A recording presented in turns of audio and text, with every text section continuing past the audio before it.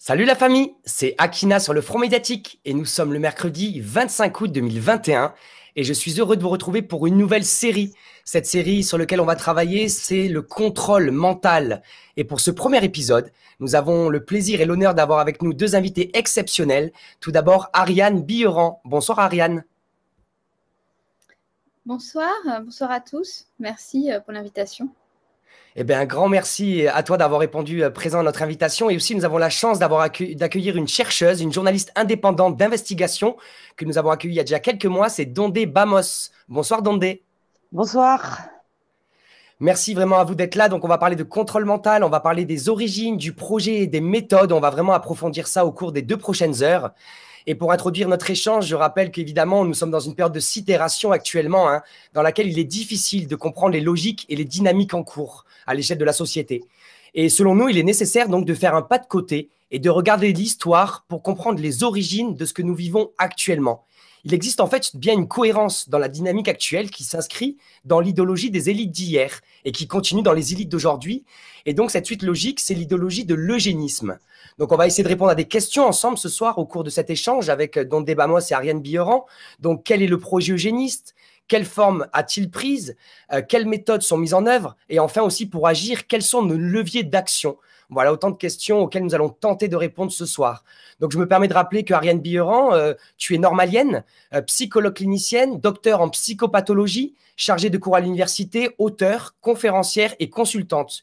Tu es aussi l'auteur de plus de 25 ouvrages et tes domaines d'expertise sont le harcèlement, la paranoïa, les déviances du pouvoir et aussi la reprise de son pouvoir personnel. Dondé Bamos, c'est donc un pseudonyme car tu abordes des sujets très sensibles et donc ce soir, on t'accueille sans face caméra. Tu es une ancienne journaliste professionnelle, tu as travaillé pour la presse écrite et pour le web et malheureusement, tu as dû quitter ton métier car le contexte médiatique ne te permettait pas d'exercer ton métier selon tes aspirations et en cohérence avec tes valeurs. Et tu as démarré donc le blog Dondé Bamos qu'on conseille à toute la communauté fin 2007 et tu t'intéresses entre autres au problème de la pédocriminalité et des réseaux pédophiles. Je rappelle aussi que les internautes vont pouvoir participer à cette soirée à travers les différents chats sur les différents réseaux. Donc, n'hésitez pas à poser des questions. Et avec Marin aussi, que je remercie à la technique qui est derrière avec nous, nous allons potentiellement faire remonter des questions, des remarques, des informations aussi liées à vos connaissances, à Dondé et à Ariane, pour pouvoir nourrir cet échange. Voilà. Donc, pour introduire, si je dis pas de bêtises, Dondé, on a décidé de partir de la typologie des habits rituels. Voilà, pour introduire cette émission. Donc, je te laisse la main. Oui, alors en fait, l'idée de faire d'abord bonjour à tous. L'idée en fait de faire cette émission, elle est venue en échangeant en fait avec des victimes qui avaient connu, qui avaient subi des abus en réseau et de type rituel dans leur enfance et qui me disaient qu'en ce moment, elles ressentaient un stress, elles revenaient un peu dans le même état de trauma qu'elles avaient quand elles subissaient ces choses-là, quoi. Et je me suis dit, il y a un parallèle à faire, il y a quelque chose, il y a un lien entre les deux. Et en fait, il m'est apparu clairement au fil de mes recherches, et même ça m'a étonné que ce soit pas apparu avant ce lien entre des pratiques rituelles, le contrôle mental et surtout le conditionnement qui peut exister dans ce genre de réseau et les techniques de conditionnement des masses en fait qui sont en fait les mêmes. Ça m'a frappée. En fait, je me suis dit, bon, j'ai repris un peu tous les dossiers que j'avais de réseau. J'ai pas pris les plus faciles. Et je un peu, d'ailleurs, on a fait ce travail-là aussi avec Wanted Pedo à l'époque, de reprendre ces dossiers-là et de regarder ce qu'on retrouvait dans les différents dossiers, ce qui était différent. Et on s'est aperçu en fait qu'il y a beaucoup d'éléments de manipulation qui reviennent dans tous les dossiers, quoi. Par exemple, donc là j'en avais noté quelques-unes qui sont assez intéressantes à souligner. Par exemple, un climat qui est permanent de violence dans ces milieux-là envers les victimes. Donc, il faut se mettre un petit peu dans la tête d'un enfant qui a entre 5, 6, 10 ans. Et qui vit dans un milieu qui a l'air normal vu de l'extérieur, vu par les gens comme nous, mais qui de l'intérieur va être complètement dysfonctionnel. C'est un faible mot, mais complètement en fait dingue et pervers même. Et ces victimes-là, qu'est-ce qu'elles nous disent? Elles nous parlent d'un climat de violence, de stress quasi permanent, qui amène petit à petit l'enfant à avoir un comportement un petit peu automatisé de survie, hein. Il y a par exemple Régine Alouf, donc dans l'affaire Dutroux, hein, qui explique que sous la pression, en danger, quand on la poussait à faire quelque chose et qu'elle refusait, là, elle se mettait en mode robot, en mode automatique. Elle a eu cette phrase qu'il faut noter quand même. Elle dit c'est si agréable d'abandonner la lutte, de laisser tomber sa responsabilité et son humanité. Mieux que ça, je ne comprenais pas pourquoi j'avais lutté si longtemps. Et en fait, c'est une phrase qui est clé parce qu'elle permet de comprendre le but de cette manipulation, en fait, qui est de nous amener en fait à faire des choses qu'on ne ferait pas autrement, qu'on ne ferait pas dans un contexte normal, quitte à nous faire abandonner notre humanité, hein. Le fond de la démarche, c'est ça, quoi. Il y a Ariane qui va intervenir dans quelques temps, dans quelques minutes. Je termine un petit peu sur ce que j'ai pu repérer, moi, dans mes dossiers, qui m'a frappé et qui m'a rappelé un petit peu ce qu'on vit. Il y a une forme aussi de progression dans les abus, une forme de conditionnement progressif, hein, de l'enfant. On s'aperçoit que on ne montre pas tout de suite le plus dur à la victime, quoi. Sinon, on sait bien que elle bloquerait ou elle perdrait la raison. Voilà. Il y a aussi une espèce d'amnésie qu'on retrouve chez beaucoup, un espèce de déni de la réalité, enfin de ce qu'ils ont vécu, quitte à l'oublier, à ce que ça devienne une amnésie. Il y a des aspects de prostitution qu'on retrouve dans ces réseaux-là, d'exploitation du corps de l'autre, hein. Il y a la prise de drogue qu'on retrouve, qui est aussi quelque chose d'assez systématique pour mettre la victime dans un état psychique, on va dire, où elle va accepter beaucoup de choses, où son comportement, elle va plus freiner, plus mettre d'obstacles à ce qu'on va lui demander. On voit aussi au fur et à mesure des abus qu'il y a une espèce de récompense qui s'installe, c'est-à-dire que ces victimes-là sentent que plus elles collaborent, en fait, hein, plus elles se soumettent, plus elles sont récompensées et plus leur statut au sein du groupe va être reconnu. Il y en a qui nous expliquent comme ça que ils ont compris qu'ils étaient amenés à avoir un haut rang dans le réseau parce que c'est eux qui tuaient les autres, c'était pas l'inverse, quoi, par exemple. Voilà, il y a toutes ces choses-là qui en fait sont bon, alors on va peut-être pouvoir dire que c'est des techniques perverses classiques, hein, mais en tout cas qui ont été, j'ai l'impression, à travers les réseaux pédophiles qui se sont multipliés, j'ai l'impression que toutes ces techniques-là se sont standardisées on va dire même industrialisé un petit peu, quoi, hein. C'est-à-dire que ça s'est fait à beaucoup plus grande échelle. Et ces questions-là de menaces de mort permanentes, de mesures de rétorsion, d'accusations permanentes, tout ça, en fait, c'est pour amener à une soumission psychologique des victimes.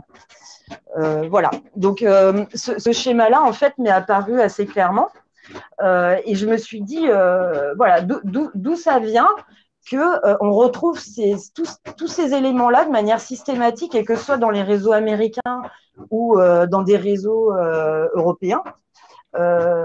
Est-ce qu'il y a un mode d'emploi? Est-ce qu'il y a il y a des théories qui ont été diffusées, etc. Et en fait, c'est là qu'on s'aperçoit que oui, c'est pas sorti forcément de nulle part. Alors, c'est difficile de dire si les groupes sataniques ont copié les techniques de contrôle, enfin de manipulation mentale qui pouvaient déjà commencer à exister au début du XXe siècle, hein, ou si c'est l'inverse.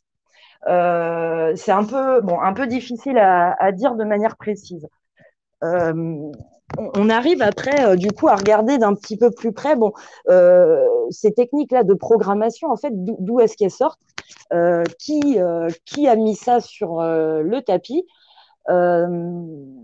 Bon, bah là, du coup, alors l'origine la plus proche qu'on a pour tout ça, ça reste bon, tout ce qu'on connaît du MK Ultra. C'est un programme dont beaucoup de gens ont entendu parler, hein, mais la programmation mentale et les techniques de contrôle mental ne viennent pas de là. Ça vient même avant ça des nazis, et même avant ça, on va y revenir un petit peu plus tard, des Anglais, hein, qui avaient ce projet eugéniste. Donc en fait, voilà, il y a une espèce de similarité dans toutes ces dérives-là. Voilà, qu'on a essayé qu'on va essayer de montrer. Voilà, je vais laisser peut-être Ariane intervenir. Oui, merci Demandé pour cette présentation. Peut-être pour les tout novices, on pourrait dire que Dondé, elle travaille sur l'existence de réseaux occultes, hein, c'est-à-dire cachés, sectaires, qui existent dans toutes les strates de la société, mais en particulier dans les milieux de pouvoir. Et personnellement, moi, j'ai eu les premières mises en relation avec ces phénomènes-là à travers des patients adultes qui m'ont amené des énormes dossiers dont je ne savais pas bien quoi faire. Et puis, bon, de fil en aiguille, j'ai continué à investiguer. Effectivement, il y a un certain nombre. Alors, comment sont-elles reliées ou pas, c'est des vraies questions, mais il y a un certain nombre de mouvements sectaires qui cherchent avant toute chose la mainmise et le contrôle sur l'enfant. Et en fait, qui va passer ce contrôle-là, donc ce contrôle mental, c'est-à-dire la capacité à mettre quelqu'un sous cloche, on va le dire très simplement,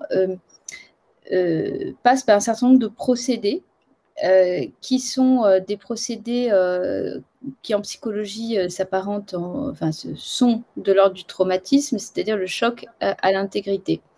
Et il faut que les chocs à l'intégrité soient répétés pour pouvoir dissocier, créer ce qu'on appelle une dissociation, fracturer, on va dire, le psychisme de l'enfant qui est en développement. Et la meilleure façon de le fracturer, c'est en particulier par la transgression sexuelle de l'enfant. Donc, parce que c'est le lieu de l'intime et c'est très facile d'aller fracturer le psychisme. Et qu'est-ce qu'on obtient par la fracturation du psychisme? On va obtenir d'abord ce qu'on appelle la sidération. Donc, sidération, c'est une incapacité d'agir, un blocage. En termes simples, on peut dire qu'on est scotché. On peut plus agir. Et c'est là qu'effectivement, on peut intervenir dans une réaction qui va être une réaction d'automate.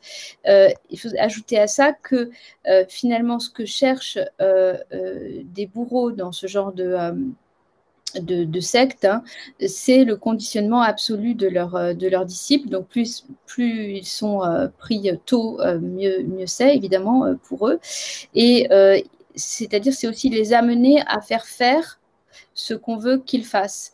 Et pour les amener à faire ce qu'on veut qu'ils fassent, il faut qu'on modifie leur personnalité en développement. Et pour modifier la personnalité en développement, effectivement, la dissociation, c'est-à-dire cette fracturation du psychisme, va être le moment de l'introduction d'une certaine propagande ou de mise en conditionnement pour créer en fait une sorte d'autre personnalité qui répondra exactement à ce que souhaite le bourreau. Hein, voilà, pour le dire, c'était pour amener des petits éléments supplémentaires. Hein. Voilà. Alors, du coup, une fois qu'on a posé ça, qu'on a vu un petit peu comment ils traumatisent, c'est intéressant de voir comment ils s'y prennent. Et de temps en temps, dans les dossiers, on a des témoignages de passage dans des bases militaires. Ou dans des hôpitaux. Donc les victimes expliquent que ils ont été en centre aéré, ou en colonie de vacances, mais que c'était dans apparemment une base militaire en Allemagne ou ailleurs, en général en Europe quand même, et que là, il y a eu des expériences sur eux dont ils se rappellent pas vraiment, mais bon. Enfin, ils ont encore des flashs des années après. Ça, ce point commun de dossiers, on va dire, assez sensibles, on le repère surtout aux États-Unis, mais un petit peu en Europe, quoi.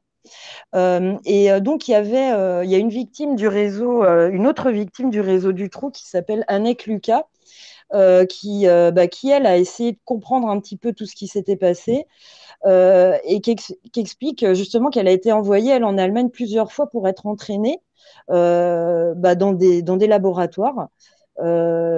Et où elle avait des tortures en fait, hein, où en fait des trucs où on les laissait attachés, où ils avaient des privations de sommeil, de lumière, de nourriture, etc. Quoi. Donc tout ça, on ne sait pas trop qui a fait ça.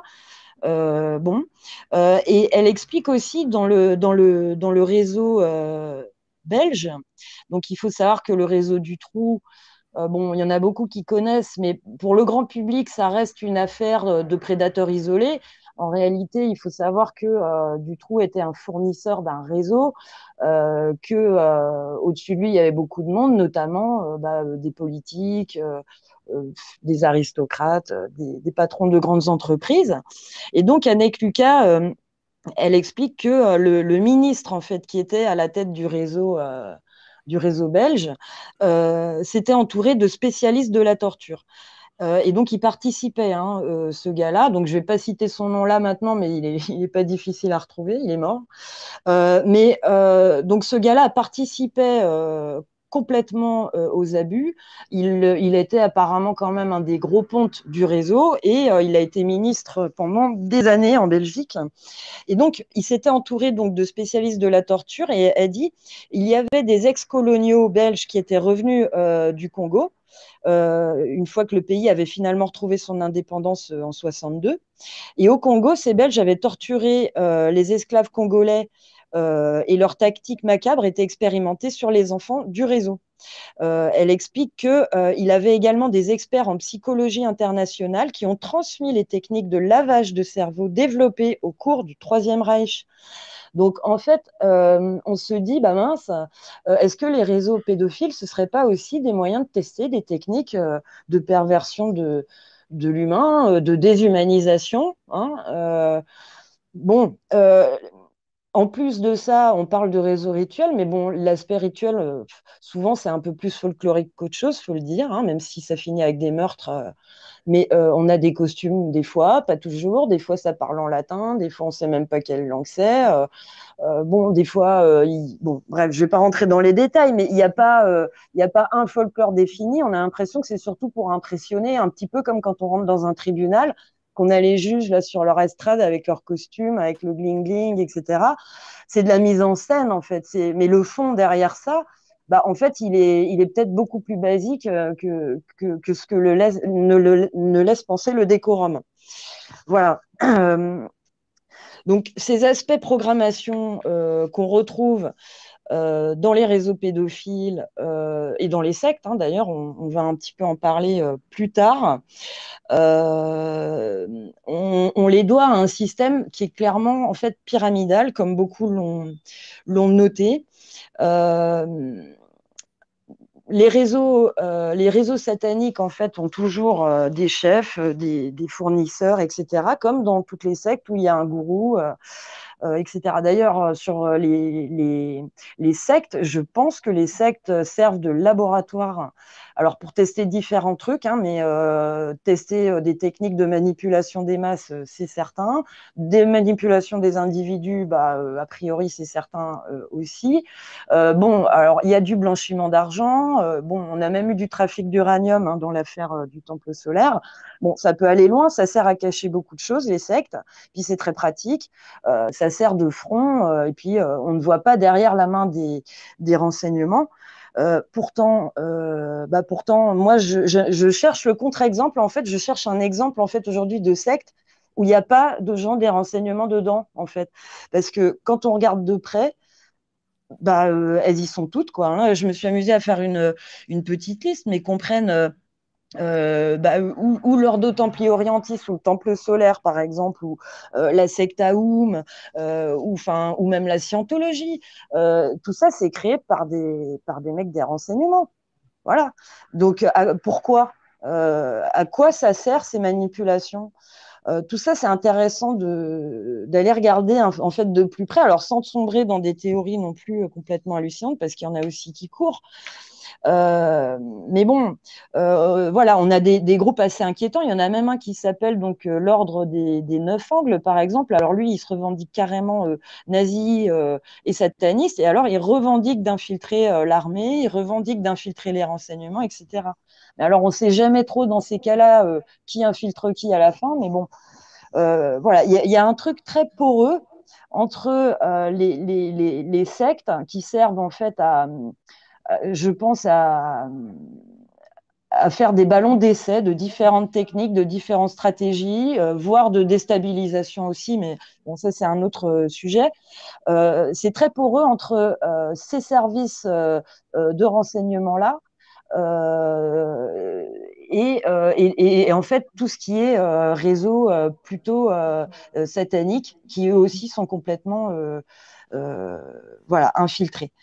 Voilà, donc quand on regarde d'un petit peu plus près les rituels de l'Ordo Templi Orientis, etc., donc où il y a des abus de mineurs, on se rend compte que Aleister Crowley, donc, qui est un peu le grand théoricien, a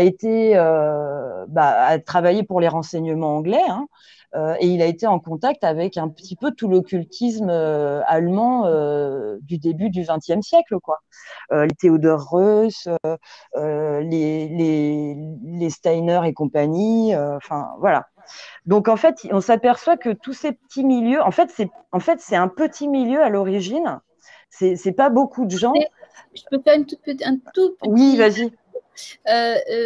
Aleister Crowley, qui était l'idole de Kinsey, qui était l'idole de Kinsey. Kinsey qui est allé sur l'île en Sicile où Aleister Crowley avait commis des transgressions sur des femmes, sur des enfants, etc. S'était fait virer de Sicile pour ça. Aleister Crowley en était l'idole de Kinsey. Et Kinsey, c'est bien celui qui nous a pondu toute la question de la sexualité de l'enfant, financé par, à l'époque, donc la Fondation Rockefeller, et en lien direct avec le nazisme. Donc, c'est quand même important de faire tout ça parce que Aleister Crowley a aussi été vraiment un élément fondamental dans la question de l'avènement du nazisme, dont on peut se demander si en fait ce n'est tout simplement pas l'avènement d'une secte occulte au pouvoir, et c'est la théorie d'Hannah Arendt dont je vous parlerai tout à l'heure. Mmh. Non, c'est vrai qu'en fait, ce qui est dingue, c'est qu'on retrouve un petit peu ces délires occultistes un peu partout, quoi. Les nazis, eux, étaient très liés même, on y reviendra, mais à toutes ces sociétés occultistes au début. Donc, et en plus de ça, dans les réseaux vraiment satanistes dont j'ai eu connaissance, ils sont très souvent franchement nazis, quoi.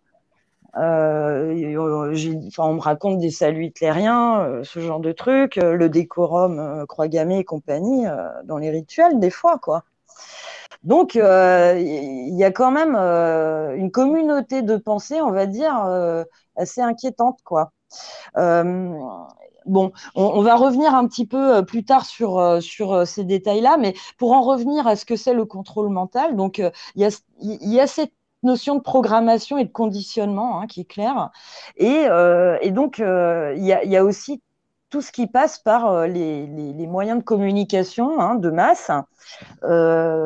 Donc c'est les médias, et il y a aussi dans le contrôle mental un autre outil essentiel qui est la chimie.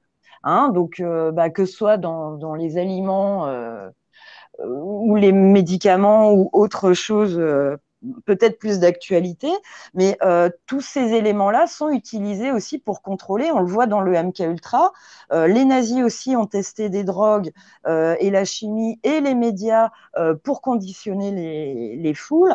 Voilà. D'ailleurs, il y a une phrase d'Hitler que je vais citer parce qu'elle vaut, comme me l'a rappelé Akina, son pesant de cacahuètes. Donc Hitler, il nous racontait dans Mein Kampf que la faculté d'assimilation de la masse n'est que très restreinte et son entendement petit. Par contre, son manque de mémoire est grand. Donc, toute propagande efficace doit se limiter à des points fort peu nombreux et les faire valoir à coups de formules stéréotypées aussi longtemps qu'il le faudra pour que le dernier des auditeurs soit à même de saisir l'idée. La grande masse d'un peuple ne se compose ni de professeurs ni de diplomates, elle est peu accessible aux idées abstraites. Par contre, on l'empoignera plus facilement dans le domaine des sentiments et c'est là que se trouvent les ressorts secrets de ces réactions, soit positives, soit négatives. Dans tous les temps, la force qui a mis en mouvement sur cette terre les révolutions les plus violentes a résidé bien moins dans la proclamation d'une idée scientifique qui s'emparait des foules que dans un fanatisme animateur et dans une véritable hystérie qui les emballait follement. Voilà. Et tous ces trucs-là, en fait, alors bon, tout le monde sait qu'Hitler était un grand ésotériste, il pensait avoir des pouvoirs, etc. Mais il faut savoir qu'il fréquentait aussi des mages ou des mages, des voyants, etc., dont un qui s'appelle Gurdjieff qui diffusait ces techniques en fait de manipulation mentale auprès de responsables des armées occidentales au moment de la guerre. Donc voilà, on a l'impression, alors c'est pas encore forcément très clair, mais on a l'impression qu'on a été quand même dans un bain de propagande, de conditionnement et de manipulation qui n'a pas. Alors pendant la guerre, il a été. On peut rajouter Lana Nerveux et Himmler qui étaient vraiment dans un grand délire occulte en fait, avec des vraies recherches occultes. Hein. Je pense que c'est très important de dire que c'était central dans le nazisme. Ben, ouais, en fait, c'est comme si on essayait c'est comme s'ils diffusaient leur théorie. Alors, quand on parle d'occultisme, en plus, souvent, il faut appeler un chat, c'est du satanisme. Hein. Ils les diffusent par tous les moyens, ça transpire, en fait, dans tout ce qui touche. Et le problème, c'est notamment les médias de masse, et là, il y en a beaucoup aujourd'hui qui disent, bon, si tu éteins ta télé, ça ira beaucoup mieux. Et d'ailleurs, il y avait un reportage, enfin une conférence que je regardais, j'ai oublié le nom du chercheur, c'est un neurologue, et il expliquait que, mais littéralement, la télé détruit le cerveau, quoi, hein, physiquement, quoi. Et aujourd'hui, ce qui est inquiétant, c'est que toutes ces techniques-là peuvent être amplifiées parce que les moyens se sont amplifiés, quoi. Ils ont beaucoup plus de puissance qu'avant. On a eu par exemple un épisode à Pont-Saint-Esprit en 1951 où ils ont balancé du LSD. Alors, ils en ont balancé dans l'air sur un village en France où on s'est retrouvé avec à peu près une trentaine de morts, je crois. Ils ont aussi mis du LSD dans les aliments et c'était en 51. Donc, juste avant le lancement officiel de MK Ultra, donc c'est dans un autre contexte qu'ils ont fait ça, mais ils ont toujours nié, mais ils ont suivi de très près l'expérience. Donc, ils sont capables d'utiliser les populations aussi pour ce genre de choses. Ça, c'est quelque chose dont il faut vraiment avoir conscience, quoi. Bon, je pense que on peut terminer là un petit peu sur la définition hein, du contrôle mental. On va pas forcément rentrer dans les détails maintenant. Là, l'idée, c'est plus maintenant d'aborder un petit peu la méthode. Donc, quels sont les moyens qu'ils utilisent, quoi. Dandé, si je peux me permettre, par rapport à toutes les informations que tu nous fournis, ce qui est important pour nous en tant que journalistes aussi, c'est les sources. Donc, est-ce que par exemple, si les internautes veulent retrouver certains éléments, j'imagine sur ton blog, ou est-ce qu'aussi tu as quelques auteurs ou quelques ressources à partager aussi pour accompagner et référencer en fait certains des dires que tu viens de nous partager? Oui, je vais préparer un article ou plusieurs même là-dessus, donc ce sera mis. Après, s'ils veulent des sources précises, au pire qu'ils le disent et on les mettra après là dans le chat. Mais disons que là, tout ce que j'ai dit, j'ai les sources, ouais.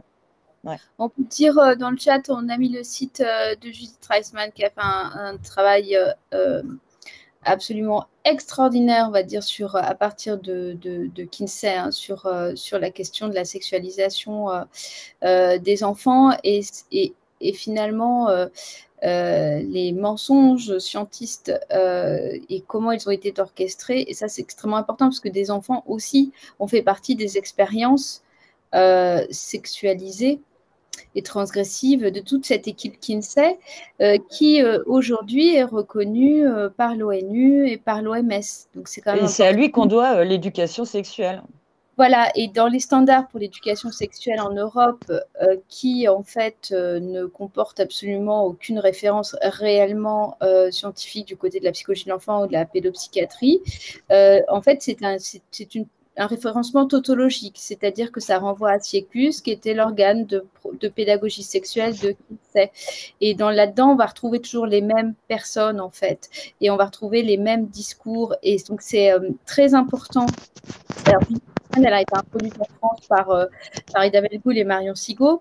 Marion Sigaud l'a beaucoup divulguée, mais Judith Reisman, elle est hors champ politique. Elle, ce qui l'intéressait, c'était la protection des enfants.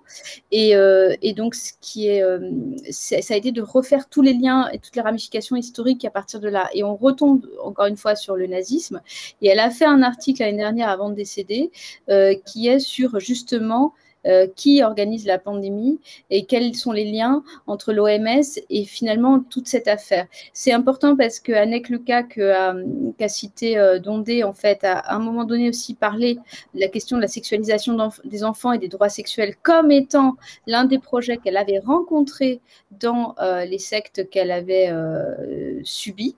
Donc, c'est très important. Et cette tautologie, en fait, à l'intérieur du Siecus, Kinsey n'avait rien d'un scientifique capable de mener ce type de recherche. En fait, il a mené des recherches avec toute une bande de pédophiles et de délinquants sexuels, donc pour mener des recherches, bonjour. Et en fait, tout ceci a été financé, orchestré, etc. Et Judith Reisman parle également du trafic d'organes, elle parle d'énormément de choses. Elle a mené un travail de fond essentiel qu'on essaye de traduire en français sans aucun moyen. Donc, on vous mettra aussi le site si vous pouvez aider les traducteurs là-bas aux États-Unis. Judith Reisman, elle était OK pour qu'on diffuse son travail partout dans le monde. Donc, il y a des livres qui sont vraiment des bombes explosives et c'est très important que nous puissions avoir accès à cette information en français. Voilà. Donc, on a déjà... voilà. Mais ça, c'est pas le seul parce qu'il faut remonter avant, mais à partir de Kinsey, on comprend très bien les ramifications, en tout cas sur la question de la démocratisation de la sexualité de l'enfant et ses fondements, qui la sponsorise, pourquoi et dans quel but. Voilà. En fait, c'est hyper lié, quoi. C'est pire que ce qu'on pense. C'est vraiment un projet de société et tout se rejoint. Voilà. Ouais, sur le MK, enfin sur le contrôle mental, il faut aussi parler un petit peu du Tavistock. Hein, c'est un petit peu là en fait qu'on remonte à la. Enfin, c'est un peu là la source a priori quand même hein, du délire de contrôler les masses, en tout cas, voire l'individu. Donc c'est à la base le Tavistock Institute, c'était une clinique qui a été créée donc en 1921 avec pour objectif de développer ce qu'ils appelaient l'hygiène mentale. Parce que pour eux, c'était pas rentable pour la société d'avoir des gens qui débordent, quoi, en gros. Hein. Et ça a été créé en fait par des aristocrates hein, anglais, donc bien protestants. Hein.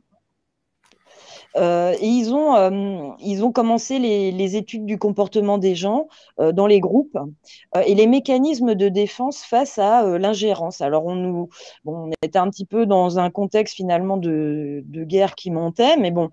Après, c'est devenu à la guerre le Tavistock Institute for Human Relations. Et donc là, c'était le renseignement anglais qui prend directement la main en fait sur le truc. Donc là, on est juste après la guerre, quoi. Il y a il y a des gens qui ont un petit peu expliqué les dérives de cet institut-là. Il a beaucoup inspiré les scientifiques allemands nazis qui ont contribué à mettre la société en coupe en Allemagne sous le régime hitlérien. Ils ont beaucoup inspiré les sociologues, les anthropologues et ainsi de suite. Et après, bon, bah voilà, du coup, la filiation après cette étape des nazis, on arrive directement sur le MK Ultra, quoi, hein, aux États-Unis, avec tous ces médecins nazis qui finalement n'ont pas vraiment été sanctionnés, mais plutôt on les a invités à venir travailler aux États-Unis, en France aussi d'ailleurs, en Angleterre, en Amérique latine. Hein. Voilà, il y a des gens qui parlent un petit peu euh, de, de dictature scientifique, quoi, qui se mettent en place avec cette médecine hygiéniste, en fait, qui est censée faire en sorte que la société tourne comme cette certaine élite a décidé qu'elle tourne. Quand on voit, par exemple, aujourd'hui que le DSM, enfin, les gens qui réfléchissent au DSM, donc c'est l'annuaire des maladies psychiatriques qui est mis à jour tous les 4 ans aux États-Unis. Aujourd'hui, ils commencent à essayer d'intégrer des troubles qui évidemment se soignent par des médicaments, comme le fait de ne pas être conformiste, d'être anticonformiste plutôt. Ça, c'est une tare. Voilà, le fait d'être complotiste aussi, j'ai vu arriver que ça venait sur le tapis, etc. Pour eux, c'est des tares parce que tout ça, ça dérange leur mode enfin, leur société, celle qu'ils veulent, quoi. Et donc, ils ont vite compris que bah, plutôt que de mettre toutes les foules au goulag, il valait peut-être mieux on va dire d'un côté les abrutir et d'un autre côté les occuper. Hein. C'est panem et circenses, hein, c'est un vieux truc, même les Romains le savaient, hein, du pain et des jeux. Et bah, en fait, c'est toujours ce même système qui est en cours. Hein. On ne va pas revenir sur les médias. Il y en a qui l'ont fait beaucoup, qui le feront de toute façon beaucoup mieux que nous. Mais il ne faut pas sous-estimer l'ampleur du conditionnement par les médias. Alors, si vous interviewez un journaliste, et j'en ai été, hein, il vous dira non, mais dans ma rédaction, on peut tout écrire, etc. Mais c'est pas vrai. Qui s'amuse à essayer d'écrire sur un réseau pédocriminel ou des choses comme ça, ils verront tout de suite. Ou même simplement aller contre le sens du vent, par exemple dans le cadre d'une épidémie, ils verront tout de suite que la liberté d'expression est vraiment très limitée. Et pire que ça, euh, en fait, c'est comme dans les études universitaires où il y a quand même une sélection qui se fait par le conformisme, hein, en gros, hein, surtout dans des matières sensibles comme l'histoire, la philo, la socio. En fait, on se retrouve avec avec des gens qui sont là parce qu'ils sont conformes. Donc, ils n'ont pas l'impression de déborder et pour cause, ils vont pas déborder. Voilà. Et donc, c'est comme ça qu'on se retrouve avec des gens qui pensent tous la même chose parce que, bah, ouais, ils sont conformes à ce qu'on attend d'eux en haut, quoi, et pas forcément à ce qu'il faudrait faire. Voilà. Donc, ne sous-estimons pas le conditionnement créé par les médias de masse à force. Hein, imaginez que ça fait quand même 50, 70 ans maintenant que ça dure. Qu'en plus de ça, ça se double d'une culture de masse hollywoodienne. L'autre jour, je me suis amusée à regarder sur Netflix les séries pour ados, mais c'est effrayant. Enfin, l'ambiance, elle est complètement morbide, dépressive, violente. Alors, il se trouve que le créateur de Netflix, je crois que c'est un petit-fils de Bernays, comme par hasard, quoi. Mais bon. Et donc, pourquoi Hollywood a eu autant d'argent voilà, pourquoi est-ce qu'ils ont autant insisté pour diffuser cette culture américaine, cette American Way of Life? Parce que c'est le côté divertissement. Et puis c'est aussi le côté dans lequel on fait passer des messages comme quoi la consommation, c'est la vie, comme quoi le communisme, c'est caca, etc., quoi. Et à force d'entendre ça depuis des générations maintenant, forcément, on pense avoir un libre arbitre, mais on ne se rend pas compte à quel point on est pollué par ça, quoi. Et surtout, je dirais, les gens qui ont fait des recherches, enfin, qui ont fait des études universitaires, à la limite, sont encore plus sujets que les autres à ce conditionnement, quoi. Voilà, donc tout ça, c'était un petit peu, voilà, pour présenter un peu le contrôle mental aujourd'hui, où on en est, quoi. Euh, et Ariane, toi, tu aurais un gros apport à nous donner là, en nous expliquant un peu, parce qu'on va revenir à l'eugénisme, hein. Le contrôle mental, enfin, c'est un des moyens d'arriver au délire eugéniste, hein. Enfin, c'est un des moyens de l'eugénisme. Il y en a d'autres. Euh, mais voilà, quelle est la méthode, en fait, euh, aujourd'hui, qui est utilisé pour conditionner, que ce soit même dans les sectes, hein, à la limite, ou à grande échelle, les gens, en fait. Comment ça se passe concrètement, en fait, le mécanisme? Oui. Juste avant, j'avais envie de rajouter un truc Ouais, par rapport pardon. à ce que tu disais. Je pense, par exemple, il faut regarder, par exemple, de très près la création du planning familial américain et notamment les déclarations de Margaret Sanger, qui s'est ensuite retrouvée dans l'équipe de Kinsey. Il y avait clairement un projet de stérilisation de la population noire. Donc, en fait, ce qu'il faut bien comprendre, je pense, tel que c'est une hypothèse, hein, mais c'est à voir. C'est-à-dire que quel est le projet en fait, qui n'a certainement peut-être pas si évolué que ça. C'est quoi l'eugénisme? C'est la sélection de la race, c'est-à-dire ceux à qui on va donner l'autorisation de vivre et ceux qu'on va laisser crever ou qu'on va tuer d'une façon ou d'une autre, mais la famine peut être une façon de laisser crever les gens. Le contrôle de la reproduction. Donc ça, c'est très important et je pense que c'est vraiment central. Donc on le voit dès l'origine du planning familial.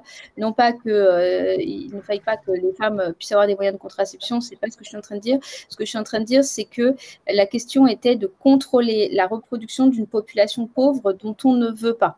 Donc ça, c'est aussi très clair. Et donc, on voit bien que ce qui arrive là à vitesse grand V, avec l'utérus artificiel, etc., c'est bien de pouvoir autoriser certaines catégories de population et d'autres non, hein, sur la question de la reproduction. Bien sûr, des projets d'expérimentation médicale à grande échelle, comme l'ont fait les nazis. Et finalement, ce n'est pas tellement ça qu'on nous enseigne au niveau de nos cours d'histoire, et pourtant, ça mériterait vraiment investigation grande. Encore une fois, les nazis ont été recyclés et beaucoup en Amérique du Sud pour continuer des programmes d'expérimentation sur les humains.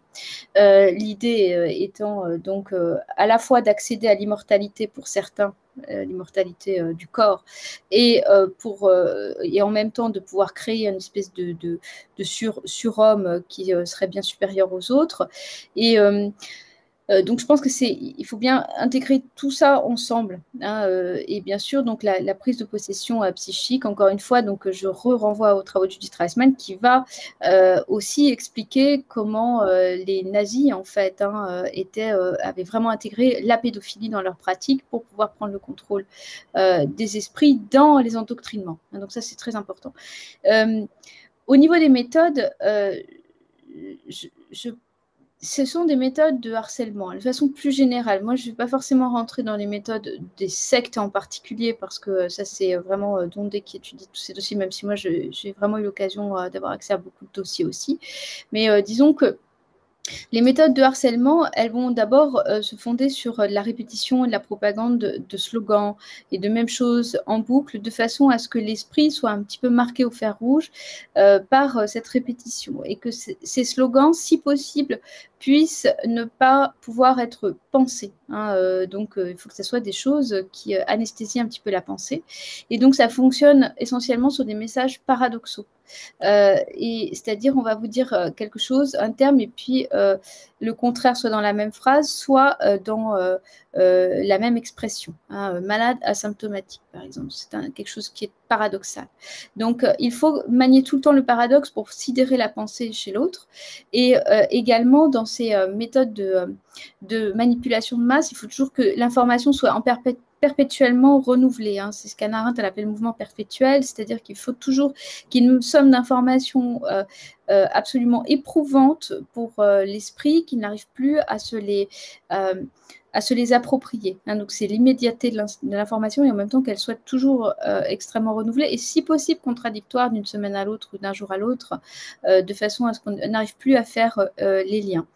Il y a bien sûr de la manipulation émotionnelle, mais ça c'est dans tous les cas de harcèlement. La manipulation émotionnelle, elle vient manipuler à la terreur. Il faut mettre l'individu sous terreur pour obtenir quelque chose de lui. C'est fondamental, c'est incontournable. Et le manipuler également à l'empathie ou à l'identification à l'autre. Alors ça, on va le retrouver beaucoup effectivement dans les sectes, c'est-à-dire qu'on va mettre l'enfant dans une situation où il va être en identification avec un autre enfant et on va lui demander de casser cette identification en faisant quelque chose d'irréparable. Donc ça, c'est et donc en passant du côté des bourreaux. Ça, c'est vraiment un procédé qui intervient énormément. Mais il faut aussi tout le temps souffler le chaud et le froid. C'est-à-dire qu'en fait, pour obtenir une emprise sur quelqu'un, il ne faut pas simplement être un bourreau en permanence parce que ça, au bout d'un moment, ça peut quand même créer un certain rejet. Il faut avoir des moments de relâchement et de gentillesse, de façon à créer à ce moment-là une prise avec la victime et la désorienter complètement et faire en sorte qu'elle finissent par s'identifier en fait à son bourreau. Cette identification qui est plus connue sur le syndrome de Stockholm, c'est un mécanisme en fait de survie de la victime, c'est-à-dire que puisque c'est le bourreau qui a le pouvoir, s'identifier au bourreau permet d'anticiper ses faits et gestes et ses demandes et donc de pouvoir mieux s'en prémunir.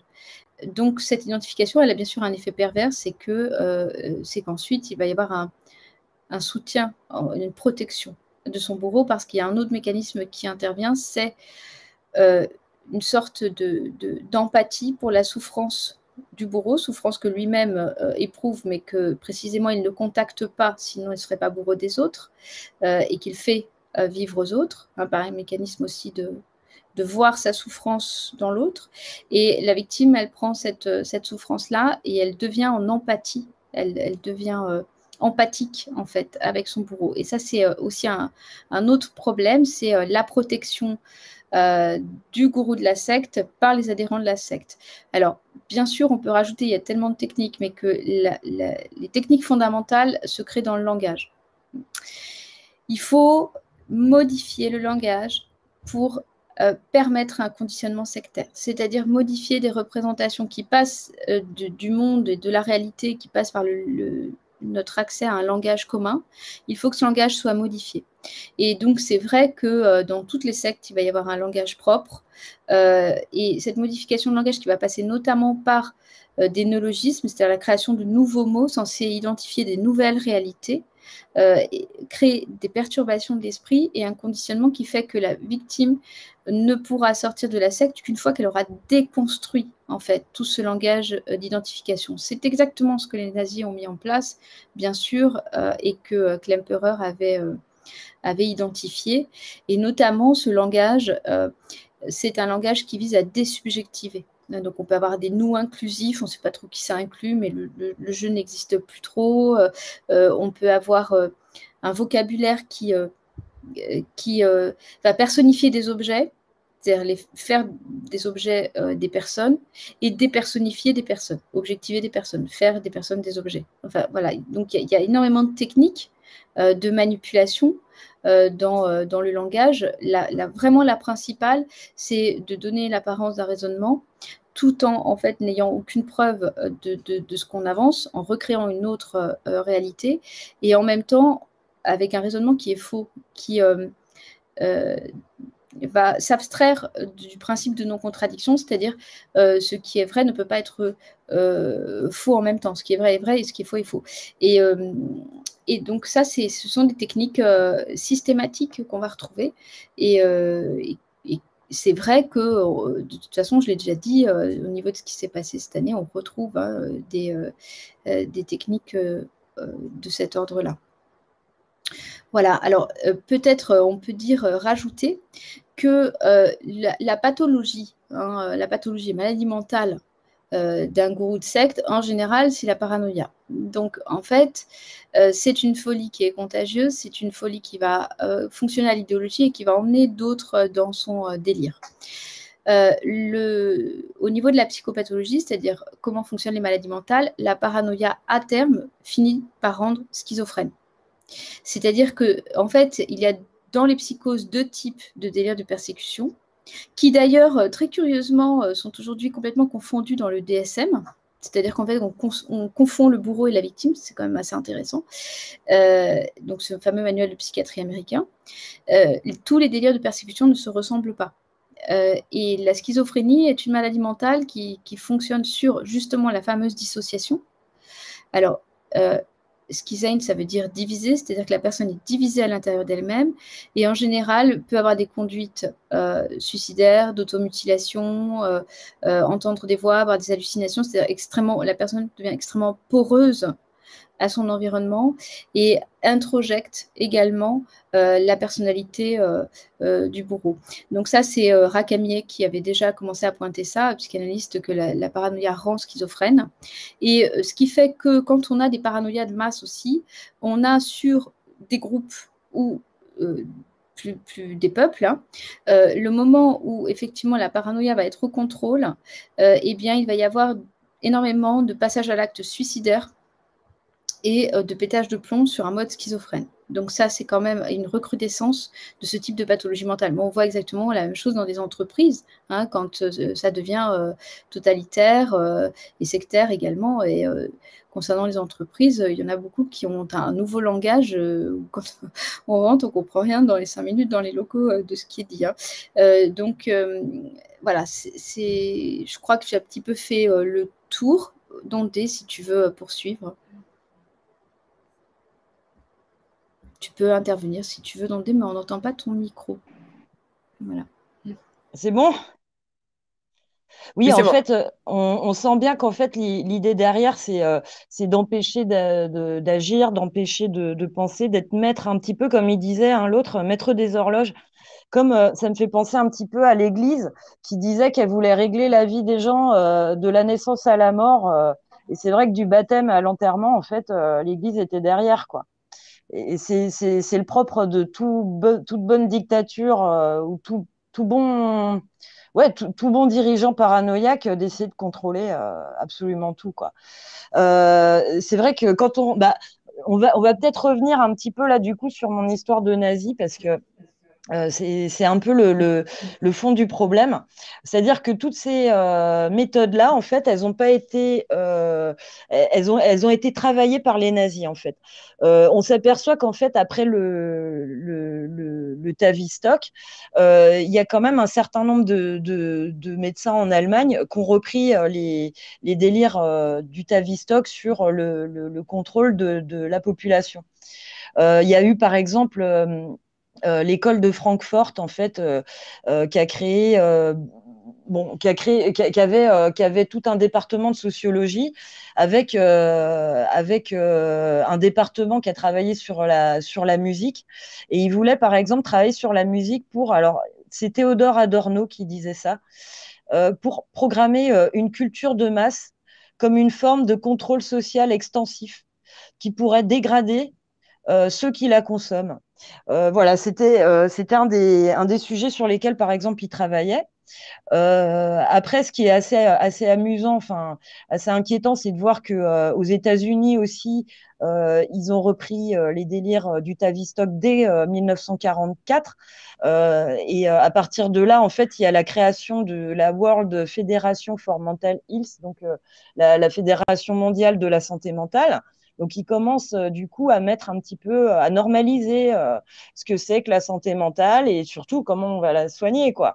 Quand on voit un petit peu euh, le délire qui a derrière tout ça et qui finance la mise en application de ces choses-là, parce que bon, le Tavistock, il y a eu de l'argent de la fondation Rockefeller en masse à partir de 46 qui est arrivé là-dedans.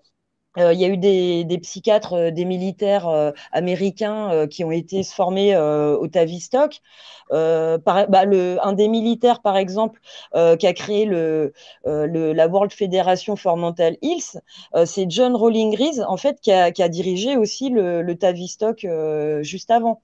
D'ailleurs, il l'avait inauguré. Et lui, son délire, en fait, c'était la guerre psychologique. Sa méthode, en fait, a été un petit peu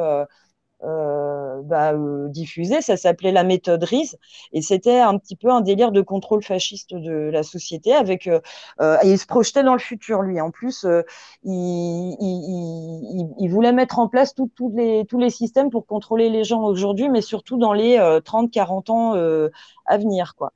Voilà, le Tavistock, lui, il a repris aussi les travaux de l'école de Francfort, donc avec le Théodore Adorno, là, dont je viens de parler, et ainsi de suite. Donc, tout ce petit monde se cooptait, faisait des congrès ensemble, etc. Très vite, ils se sont mis à travailler donc, avec l'OMS et avec l'UNESCO.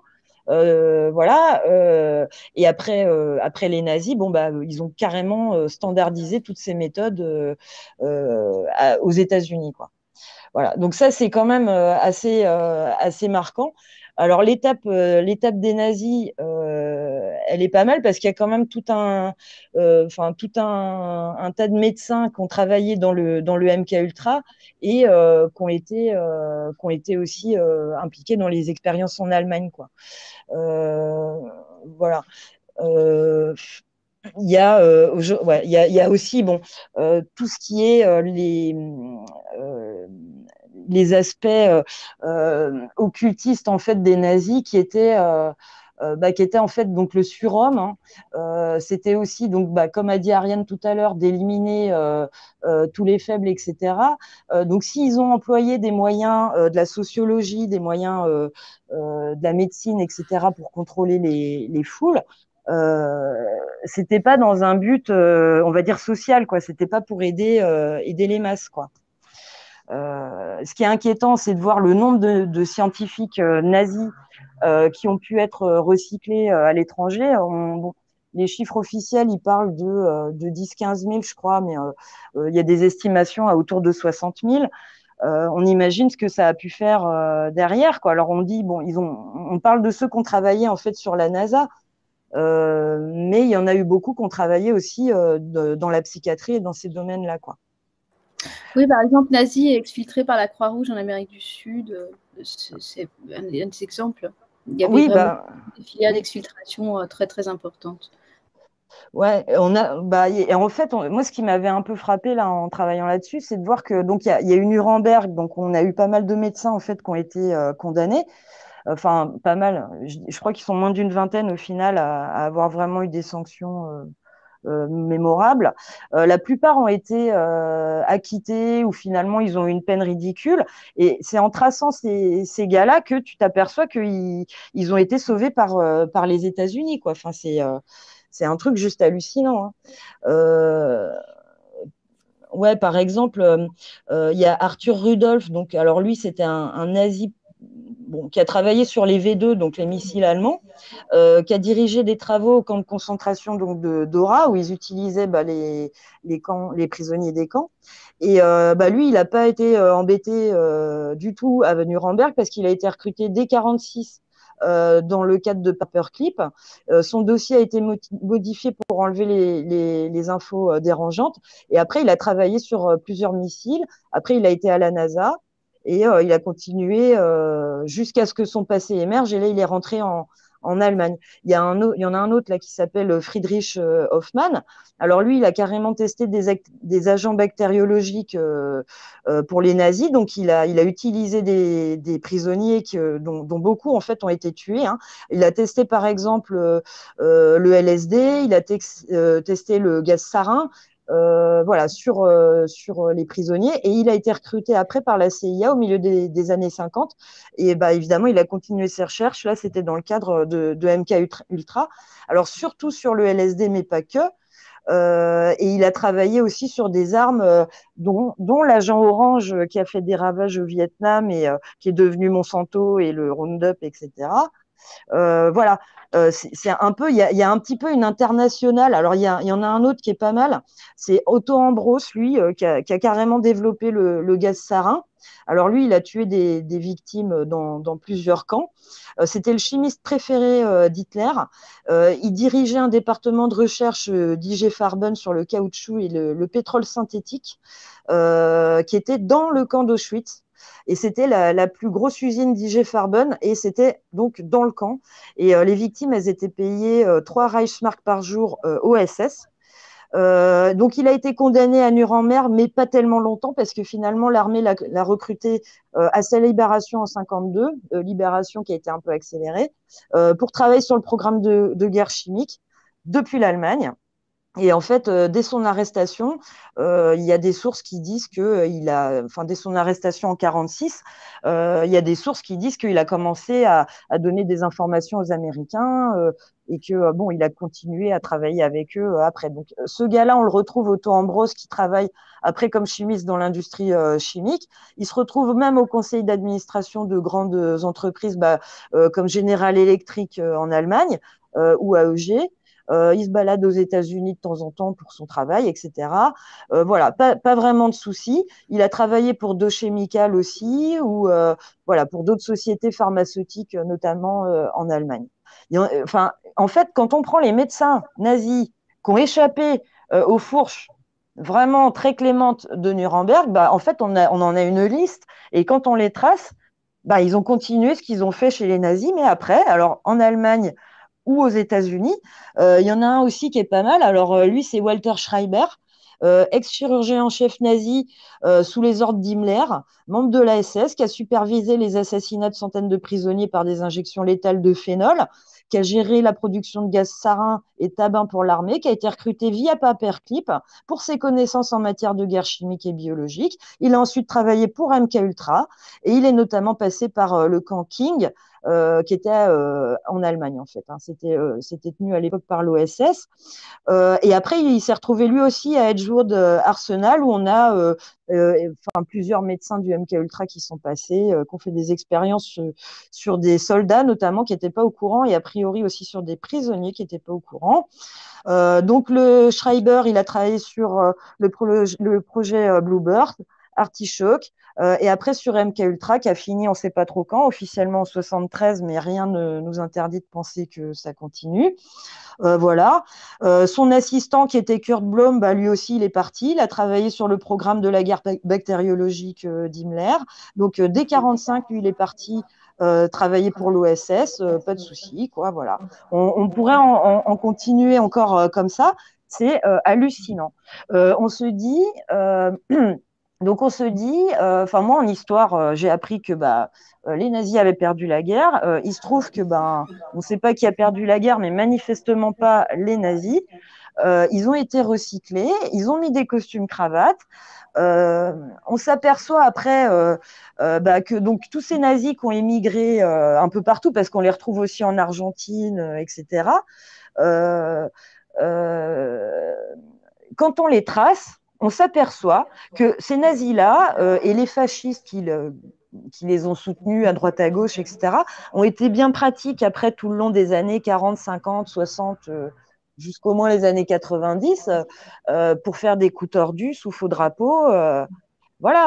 Aujourd'hui, on connaît tout ce qui est le stabling, les réseaux Gladio, la collusion entre l'extrême droite et les renseignements pour accuser on sait qui, mais en tout cas faire monter la tension avec des attentats. En Italie, il y a encore des procès contre des fascistes d'extrême droite pour des attentats qui ont été attribués à l'époque à l'extrême gauche. Enfin, toutes ces manipulations-là, c'est fait par des nazis et des fascistes, quoi. Aujourd'hui, on peut parler d'une internationale nazie. Ouais, moi, j'utilise aussi le mot, hein, parce qu'en fait, ils ont un discours qui est beaucoup plus lisse, mais il y a aussi Johan Chapoutot qui a travaillé sur le management, mais on s'aperçoit qu'en fait, leurs théories ont essaimé, en fait, se sont retrouvées dans à peu près toutes les disciplines de la société, quoi. Dante, je peux intervenir Oui, je t'en prie. Pour dire que, bon, c'est évident, après, on voit les filiations également dans les entreprises qui n'ont pas été condamnées. Oui. Et qui ont continué. Je parlais de l'exfiltration par la Croix-Rouge en Amérique du Sud, mais c'est un des cas. Enfin, il y en a tellement. Et en fait, au hasard de mes lectures, je suis tombée sur un article de Hannah Arendt de 1945 qui s'intitule « Les germes d'une internationale fasciste », dans lequel elle dit que La défaite de l'Allemagne est une défaite purement temporaire du mouvement. En clair, les nazis ont offert l'Allemagne en sacrifice à l'avenir du fascisme. Je vais continuer, parce que là, vous allez voir. Que la fin de la guerre a fait perdre la base stratégique pour les nazis, les équipements d'une machinerie étatique particulière. Je la cite. Mais la perte d'un centre national n'a pas que des inconvénients pour la continuation de l'internationale fasciste. Libérés de tout lien national et des inévitables préoccupations extérieures qui les accompagnent, les nazis peuvent tenter une fois encore de s'organiser dans le monde de l'après-guerre sous la forme de cette véritable et pure société secrète dispersée partout dans le monde qui a toujours été le modèle d'organisation auquel ils aspiraient. Elle poursuit. Le danger d'un tel développement ne peut que s'accroître dans la mesure où les démocraties continuent de fonctionner sur la base de concepts purement nationaux, renonçant à toute stratégie idéologique de guerre et de paix et donnant donc l'impression qu'à l'opposé des internationales idéologiques, elles ne servent que les intérêts immédiats de peuples particuliers. Je poursuis. En Europe même, les opportunités pour une organisation fasciste internationale, délivrée des problèmes d'État et de territoire, sont encore plus grandes. Et je poursuis et termine. Dans ces conditions, 1945, au moment où tout le monde croit s'être libéré du nazisme, dans ces conditions, il peut se révéler avantageux pour les nazis de pouvoir opérer partout à la fois en Europe sans la contrainte d'être liés à un pays particulier ou de s'appuyer sur un gouvernement particulier. N'ayant plus à se soucier du bien-être ou du malheur d'une nation, il pourrait prendre d'autant plus rapidement l'apparence d'un authentique mouvement européen. Le danger existe que le nazisme parvienne à se poser comme l'héritier du mouvement de résistance européen en reprenant son slogan d'une fédération européenne et en l'exploitant à ses propres fins. Il ne faut pas oublier que, même lorsqu'il n'y avait plus l'ombre d'un doute sur ce que pourrait être une Europe dirigée par les Allemands, le slogan d'une Europe unie s'est révélé pour les nazis l'arme de propagande la plus efficace. Il a peu de chances de perdre de son pouvoir dans l'Europe appauvrie de l'après-guerre dirigée par des gouvernements nationalistes. Tels sont de façon générale les périls de demain. Donc je trouve que c'est assez fort et ça correspond quand même à la suite. Enfin, je crois que l'un des meilleurs exemples, c'est Klaus Barbie, en fait. Klaus Barbie, il a continué d'officier pour les gouvernements tranquillement pendant Oui, il a même fait du trafic de drogue. Bien sûr, bah oui, parce qu'effectivement, il y a une mainmise aussi sur tout ça. Il a aidé les dictateurs à réprimer les opposants. En fait, ils s'aidaient tous beaucoup. Bah, je referai une émission sur ce sujet-là du stay-in, du gladio. Mais moi, ce qui m'a frappé, c'est que je me suis aperçue que les mouvements d'extrême droite les plus agressifs sont souvent financés pour de la déstabilisation et financés en fait par le grand capital. Hein, faut pas chercher très loin. Hein. Bon, on se dit, je peux comprendre les gens d'être sensibles à ce que disent ces groupes-là. Mais il faut regarder quel rôle ils ont toujours joué dans l'histoire aussi, quoi. Ils ne vont pas vers l'émancipation des peuples. L'Amérique latine s'est pris, je pense, la dernière dictature en Amérique latine, la pure et dure, bon, on va dire que c'était Pinochet 96. Non, quoi qu'il y a eu Fujimori jusqu'en 2002. En gros, l'Amérique latine n'a eu que des successions de dictatures et toujours d'extrême droite. Et en fait, aujourd'hui, moi, quand je vois la radicalité de certains journalistes ou présentateurs ou commentateurs à la télé, dans pas longtemps, ils vont dire qu'il faut mettre certains Français dans des camps, hein, si on les écoute. Et ils se sentent complètement, on va dire, décomplexés. Mais alors, complètement décomplexés, j'ai l'impression qu'il y a des barrages qui sont en train de sauter dans l'humanisme, dans le respect de l'autre, quoi. C'est hyper dangereux. On peut nous dire, ouais, machin, votre histoire de nazi, c'est un peu caricatural. Non, si j'attire vraiment l'attention là-dessus, c'est parce que les processus en cours sont exactement les mêmes. Alors, j'espère qu'ils vont pas finir aussi mal, mais on en prend le chemin. Hein. On en prend le chemin. Et donc, contre ça, déjà, il faut savoir à quoi on a affaire. Faut pas se leurrer, hein. Même si on est à la limite dirigé par des débiles mentaux, ce qui à la limite est possible, hein, ils sont pas tout seuls, ils sont dans un mouvement. Ils sont dans un mouvement qui a des impulsions. Et ces impulsions-là, c'est notamment des milliards qui sont foutus dans des espèces de lobbies ou dans de la recherche pseudo-universitaires pour confirmer les théories qu'on a envie. Par exemple, il faut quand même savoir que la première fac de sociologie, ça a été financé par Andrew Carnegie, qui était un grand propriétaire de mines aux États-Unis. Et juste pourquoi? Parce qu'il en avait marre d'avoir des grèves. Et il se disait comment on va tenir les masses sans avoir à leur rentrer dedans à chaque grève, quoi. Et donc, il a trouvé ça génial de faire de la sociologie, qu'elle a étudié les mouvements sociaux, mais alors d'une manière tellement empirique et déconnectée que de toute façon, voilà, ils n'allaient jamais faire avancer le schmilblick. Voilà, on regarde la première faculté d'économie en France, c'est, il me semble, la Fondation Ford. Si c'est pas Ford, c'est l'autre, c'est Rockefeller. Mais je crois que c'est Ford à ce moment-là. Voilà, des facs d'histoire ont été financées allègrement par les fondations Ford, de Rockefeller et puis par d'autres, quoi. Pourquoi ils mettent et pourquoi aujourd'hui, dans un cas plus présent, un mec comme Bill Gates finance tel et tel truc et pas tel autre? Et en fait, on se retrouve du coup dans un espèce de bain idéologique qui est celui des gens, les mêmes qui avaient financé les nazis, les mêmes qui ont financé le Tavistock, c'est les mêmes élites. Ils travaillent tous ensemble, ils se rejoignent. Il faut savoir que la Golden Dawn, par exemple, j'en reviens à mes trucs, mes réseaux occultistes, mais pour pas dire franchement satanistes, mais en gros, ces réseaux-là, ils sont implantés en Allemagne, en France, en Angleterre, aux États-Unis, et ça te fait une petite coterie d'élite qui partagent certains délires, quoi. Et ils sont tous pas que dans une société à la con en général, quoi. Donc, en fait, ils oseront jamais te dire que ils sont satanistes, jamais ils te le diront. Mais ils pensent sincèrement qu'ils sont supérieurs au reste de la société.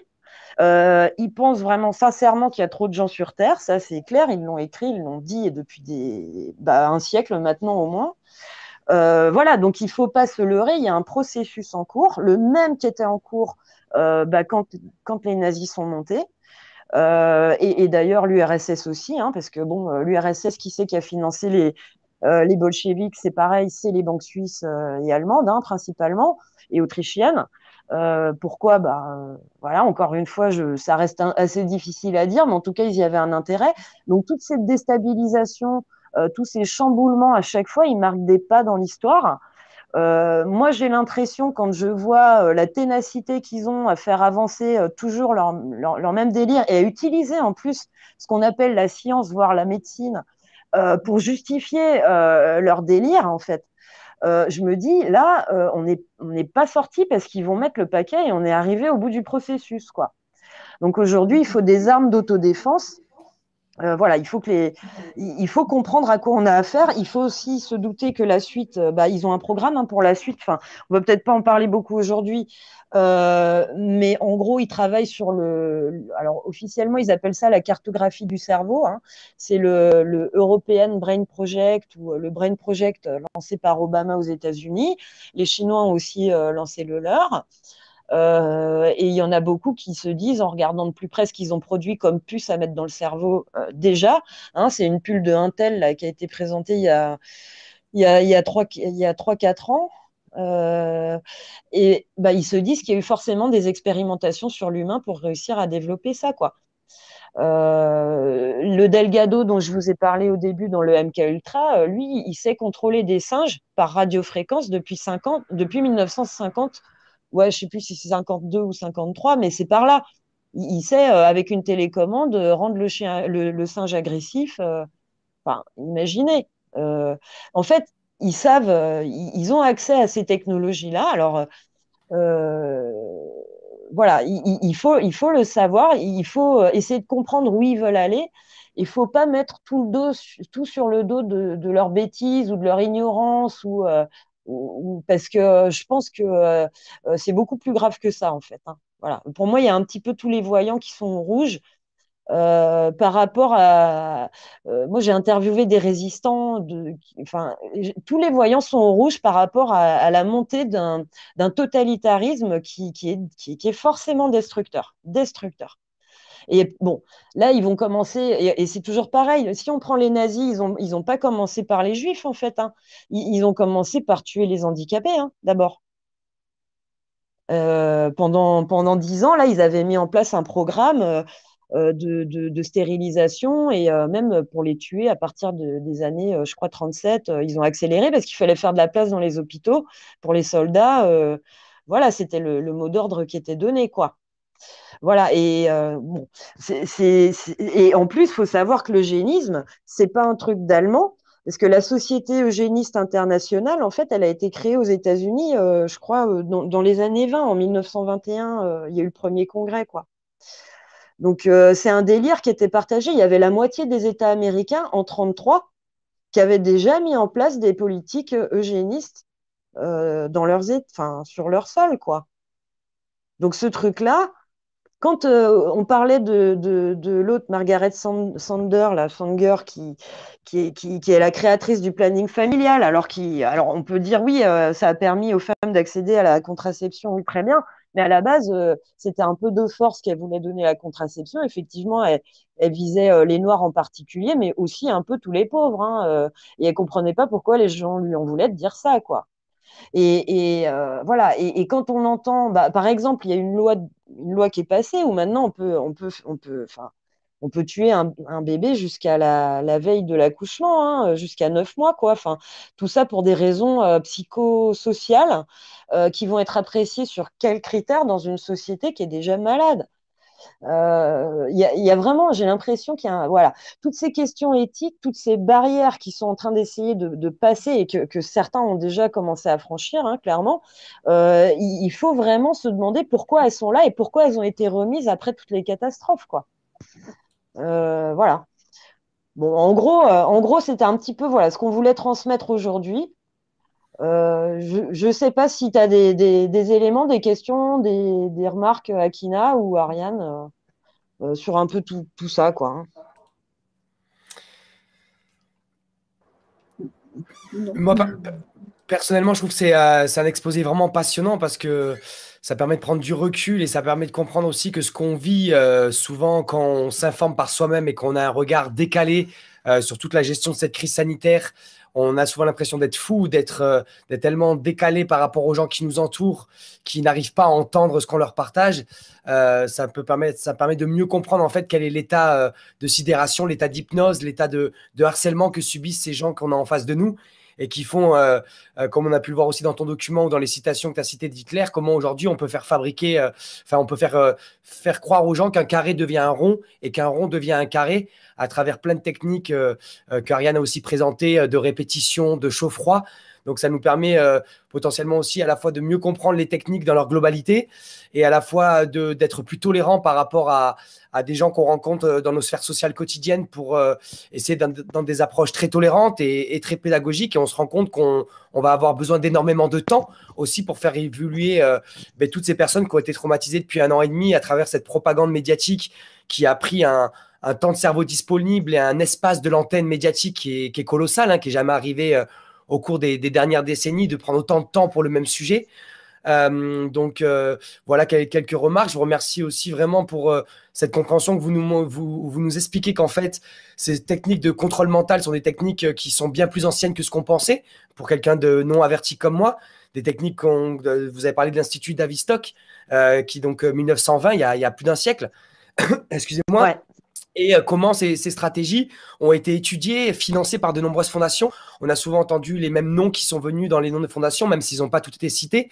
Donc, c'est intéressant de voir aussi comment il y a des individus qui, d'une manière intentionnelle, ont construit donc l'étude de la sociologie, l'étude de la psychiatrie, l'étude de la psychologie, des sciences cognitives, jusqu'à aujourd'hui au génome, pour essayer de voir tout l'appareil et tous les outils qu'ils ont à disposition pour faire du contrôle mental et pouvoir en fait enlever la souveraineté des individus. Et après, les individus seront en mode automate. Et d'ailleurs, on s'en rend même compte dans notre vie quotidienne aujourd'hui qu'on essaie d'échanger en fait avec des gens à la caisse du supermarché ou ailleurs. J'ai l'impression en fait que les gens nous répondent pas vraiment parce qu'on leur donne des informations qui sont dissonantes pour eux et en fait ils nous répondent d'une manière automatique où on ne ressent aucune émotion, on voit des regards vides, on a l'impression d'avoir un objet en face de nous, un ordinateur qui répond oui ou non, mais on a l'impression d'avoir perdu en fait ce lien d'humanité, de cœur à cœur, d'être humain à être humain. Ça me fait penser d'ailleurs à une excellente introduction de Benjamin Bayard sur Thinkerview récemment, où il expliquait cette différence entre l'homme et la machine. Et en fait, quand il parlait de la machine qui est distinguée de l'homme, mais j'ai l'impression qu'aujourd'hui, on transformait ces êtres humains en machines où on nous coupe de nos sensibilités, de nos sensorialités. Après, moi, je vous dis ça avec toute ma non-compétence hein, sur tous ces sujets-là. Je vous dis ça en tant que citoyen et en tant que journaliste citoyen. Et face à tout ce que vous nous partagez, quand même, c'est des sujets très éprouvants, très lourds. Vous nous faites des liens avec le nazisme, des liens avec tous ces nazis qui ont été, avec l'opération Paperclick, recyclés par les États-Unis d'Amérique, mais pas que. Hein. Il y en a aussi qui sont venus en France, en Angleterre ou ailleurs. Donc, ça aussi. D'ailleurs, un truc intéressant à noter, c'est que en fait, la guerre psychologique, hein, ce concept-là, c'est les Français qui l'ont créé pendant la guerre d'Algérie, et les Américains ont trouvé ça tellement brillant qu'ils ont été demandés à nos militaires d'intervenir chez eux. Tout à fait. Et d'ailleurs, on pourrait aussi citer La psychologie des foules de Gustave Le Bon, qui était aussi un médecin français qui, à la fin du 19e, travaillait déjà sur la manipulation des masses. Et donc, je pense qu'on aura vocation à faire de nombreuses autres émissions sur le contrôle mental, parce que là, c'était pour moi une forme une vision plutôt historique de la question, où on n'est pas forcément rentré dans le détail de chacun des points qui ont été abordés, d'offrir un regard d'ensemble. Mais je pense que ça serait intéressant après de découper le contrôle à travers différents outils, l'outil proprement médiatique, l'outil proprement électromagnétique, l'outil différents outils en fait qui sont utilisés, la chimie, avec aujourd'hui des pollutions chimiques qui abaissent le taux de QI des êtres humains et qui nous rappellent un peu le film Idiocratie, hein, où on fabrique des individus qui demandent uniquement du divertissement et qu'on parle de sujets sérieux, ils nous répondent souvent ah non, tu vas pas recommencer avec ces sujets. Concrètement, on parle de leur vie, de leurs enfants, de la société qui les entoure. Et ils préfèrent se voiler la face malgré que l'incendie est en train de se rapprocher de leur maison et de leur jardin. Et bien, ils préfèrent ne pas voir l'incendie et être dans ce déni que vous avez aussi cité. Hein. C'est comme le lapin qui est pris dans les phares d'une voiture, il peut plus bouger, quoi. Et les citations d'Hannah Arendt sont impressionnantes, celles aussi que tu as citées d'Hitler était impressionnante. Et donc, face à tout ça, formation-là aussi, le Front Médiatique, on essaie d'être un média qui propose aussi de monter en compétences, en connaissances pour développer cet esprit critique, avoir un esprit aiguisé pour penser par soi-même et garder sa souveraineté, son autonomie intellectuelle au maximum face à toutes ces attaques que l'on subit médiatiquement et culturellement aussi à travers l'éducation et d'autres outils culturels. Tu as cité aussi la musique, le film, Netflix, etc. Je confirme que c'est bien le petit-fils d'Edouard Bernays qui est un des cofondateurs de Netflix. Et donc, peut-être finir notre échange sur des clés ou des effets de levier, des effets d'action qu'on peut mettre dans notre quotidien déjà pour se protéger aussi psychiquement face à cette guerre qu'on subit. Moi, souvent, je rappelle aux gens, jetez votre télé par la fenêtre, c'est une arme de destruction massive.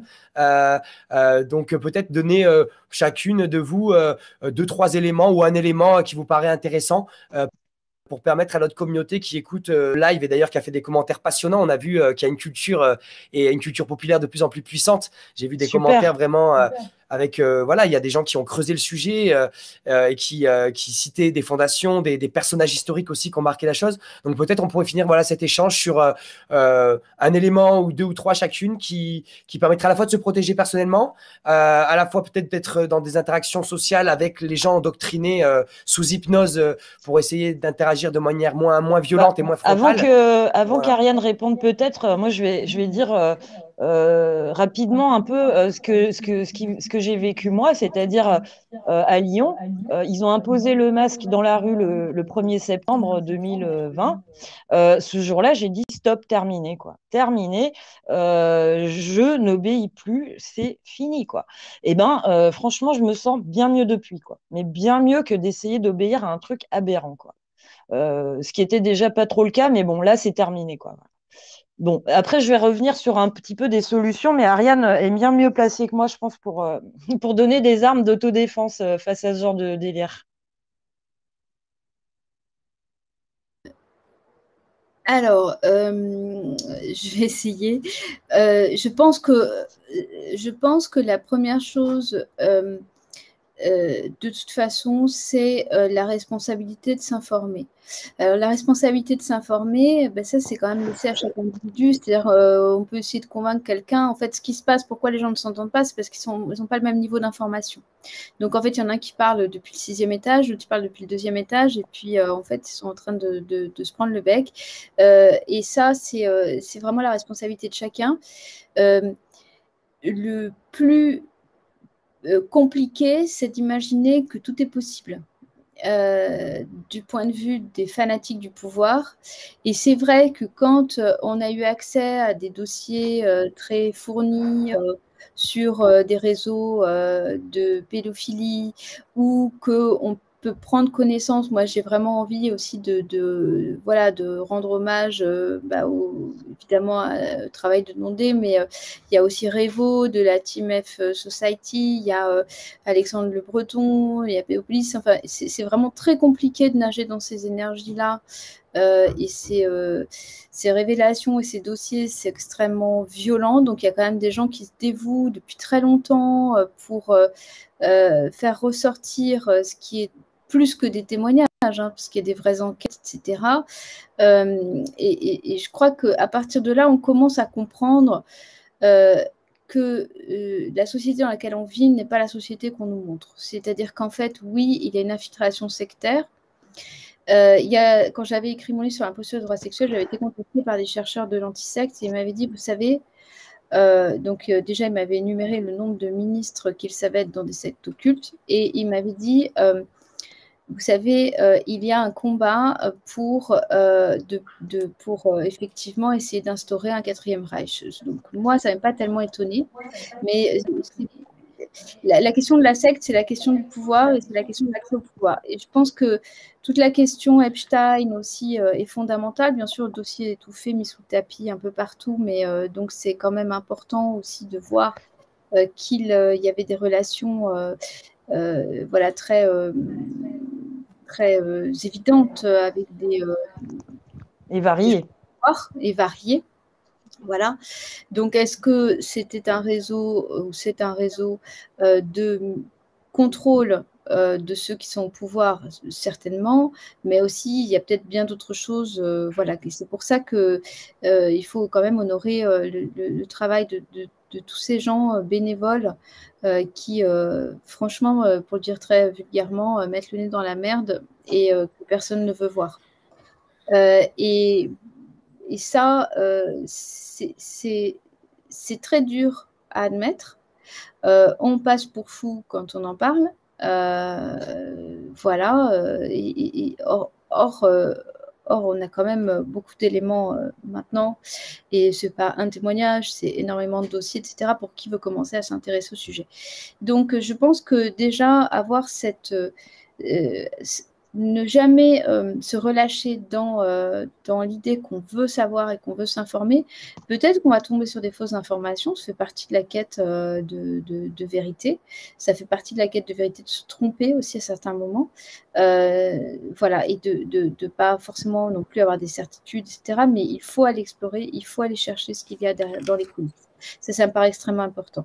Et dans ce travail d'information, l'ampleur du travail de Judith Reisman me paraît incontournable pour comprendre le lien aujourd'hui entre ce qui se passe et l'imposture scientifique qui est celle qui a été celle de la sexualisation des enfants. Tout ceci est en lien. On a l'impression que ça ne l'est pas, mais ça l'est de facto, ne serait-ce que, de toute façon, Bill Gates est tête de proue de la politique vaccinale, est également financeur des droits sexuels et reproductifs. Et d'ailleurs, Epstein t'en parlait, mais ce qui est intéressant, c'est quand on regarde où il mettait son argent, il partait dans des délires complètement transhumanistes, l'homme amélioré, etc. Attention. Absolument. Absolument. Donc, ça, pour moi, ça me paraît important et c'est déjà un énorme. C'est déjà pas évident et je pense que ça implique, en tout cas, plusieurs étapes de déconditionnement qui nécessitent du temps et qui nécessitent Alors c'est vrai que le temps, là, bon, ben, on est un petit peu coincé, mais bon, jamais trop tard. Il nécessite en fait des sas de décompression parce que c'est extrêmement violent de découvrir les coulisses. Et c'est une première chose, je pense, très importante. Et donc, ce qui se passe, c'est que la majorité veut rester dans un certain déni, enfin ne peut pas faire autrement, peut-être, je ne sais pas, que de rester dans un certain déni. Et le déni, en fait, plus on va aller essayer de s'y confronter, plus on va se casser les dents et plus on va le renforcer. Donc, il faut aussi, malheureusement, à la fois, en fait, il faut faire le travail pour soi-même, mais pas forcément obliger des autres à le faire. C'est ça qui est compliqué. Par expérience, je sais que si on explique aux autres notre vérité, ça passe pas. Si on les amène à se poser des questions, tout doucement, ça passe un peu mieux déjà. Ouais. Oui, et puis il y a un moment donné où il y a peut-être un fait du réel qui fait que la personne va mettre les choses en lien, etc. On peut semer des graines pour soi et pour autrui, et puis après on n'est pas maître de ce que ça donnera. Après, je pense que le danger face auquel nous sommes, dont on a du mal quand même à cerner tout le raffinement, néanmoins, on a quand même les grandes lignes, hein, le transhumanisme, c'est-à-dire l'abolition des droits humains. Il faut être très clair, transhumain, c'est l'abolition des droits humains. Donc qui est sans doute une nouvelle version du surhomme, donc un espèce d'homme augmenté avec la machine, qui sera dépossédé de toutes ses libertés, de tous ses droits, et sans doute autorisé ou pas à se reproduire, autorisé ou pas à vivre, etc. Oui, il y a le contrôle de la fécondité qui revient tout le temps dans ces trucs-là aussi. Voilà, mais qui était déjà chez les nazis, hein, les fermes à bébés, etc. Enfin, c'était très présent. Donc, je pense que le danger est sans doute un danger que n'a jamais connu l'humanité avant. Et l'inconscience est sans doute autant proportionnelle à ce qui se passe. Voilà, c'est un petit peu ce que j'ai envie de dire. Même nous, on a du mal à réaliser, hein. Enfin, franchement, moi, je suis encore régulièrement surprise de constater l'ampleur du truc, quoi. Tellement, et pourtant, ça fait quand même des années que là quand je vois, le côté mécanique, implacable du truc qu'on est en train de vivre, je me dis waouh, quoi. En fait, je me dis le seul moyen de lutter contre un truc pareil, c'est de faire l'inverse de ce qu'ils attendent. Il n'y a pas d'autre solution. Et là, il va falloir qu'on soit très inventif. Il y a une phrase que j'adore de Rimbaud, c'est les inventions d'inconnus réclament des formes nouvelles. On en est là. Je pense qu'aujourd'hui, tout ce qui a été fait en termes de système politique ou social est très perfectible au mieux, voire carrément à jeter, quoi. Donc, on sait ce qu'il ne faut pas faire. Créons, inventons et imaginons, comme tu disais tout à l'heure, se dire que tout est possible. Parce qu'en fait, il y a un truc de sûr pour moi, en tout cas, c'est que à partir du moment où on conçoit quelque chose, c'est faisable. Si on arrive à matérialiser dans notre tête les choses, à voir comment elles doivent se passer ou elles peuvent se passer, c'est faisable. Ce n'est plus du domaine de l'impossible. Tout après va être une question de rapport de force. Alors, c'est pas forcément dans la violence, le rapport de force. Sur la durée et de capacité à résister sur la durée. Moi, je pense que l'un des éléments essentiels, les gens ils me demandent toujours qu'est-ce qu'il faut faire, mais en fait, l'un des éléments, c'est de se renforcer psychologiquement. Et se renforcer psychologiquement, c'est être lucide sur ce qui se passe, savoir, donc lucide, on ne pourra jamais, on a du mal à saisir le raffinement, mais en tout cas, on voit que l'humanité est quand même en très grand danger. Les droits humains sont en très grand danger. Et savoir ce qu'on veut. Et je pense que prendre conscience qu'on n'a jamais peut-être été en aussi grand danger doit permettre, et peut-être qu'on n'a jamais eu aussi peu l'occasion de se planquer, doit aussi inciter à se dire, bon, qu'est-ce qu'on fait quand on est coincé contre le mur et qu'on n'a plus d'autre choix, et que peut-être même, effectivement, la survie de l'humanité telle qu'on l'avait conçue jusqu'à présent est en extrême danger. Sans oublier, on n'en a pas parlé, mais effectivement, tout ce qui se passe autour du clonage, de la génétique, des chimères, etc. Enfin, il y a aussi tout ce volet-là. Donc, qu'est-ce que c'est voilà. Et donc, se renforcer psychologiquement me paraît absolument essentiel, parce qu'on peut faire tout ce qu'on veut sur le plan matériel, si on n'a pas une capacité psychologique de résistance, c'est compliqué. Alors, comment on se renforce psychologiquement? Mais déjà, on arrête de se faire polluer par le harceleur, entre guillemets. Hein. Donc, il faut trouver les sources qui intoxiquent. En général, sont beaucoup sur le plan des médias, hein, et essayer de les couper le plus possible. Parce que sinon, ça remet tout le temps dans un espèce de bain traumatique. Et ça aide pas du tout. Après, je pense que c'est vraiment essayer de recontacter ses émotions, en particulier la peur. Et de toute façon, il y a vraiment deux chemins possibles. Hein, et c'est toujours ça, parce que l'un annule l'autre, en fait. C'est soit, effectivement, on va prendre des décisions par peur, soit on va les prendre par amour. Et ça n'est pas tellement compatible, en fait. C'est-à-dire que pour prendre des décisions par amour, il faut dépasser sa peur. Et ça, c'est aussi assez compliqué, mais je pense que c'est fondamental parce qu'en fait, la peur, dans une peur, on s'auto-paralyse. Ça ne veut pas dire qu'il ne faut pas être stratège, il ne faut pas réfléchir aussi et pas faire n'importe quoi dans des choses impulsives, mais on s'auto-paralyse alors que ça ne nous est même pas demandé en face. C'est vraiment un truc extraordinaire, la peur. Donc, voilà, ça, je pense que c'est très important. Et puis, réfléchir à qu'est-ce qu'on fait dans son environnement immédiat? On est sur une logique globaliste, mondialiste. Peut-être que justement, prendre le contre-pied, c'est revenir sur son environnement immédiat, se demander quelles sont les prises qu'on laisse à l'autre. Et si effectivement, ça je l'ai déjà dit, parce que je pense que ça va être très chaotique. Ça va être très chaotique et encore une fois, il y a la question de tenir sur la durée, d'aider les autres aussi sur la durée.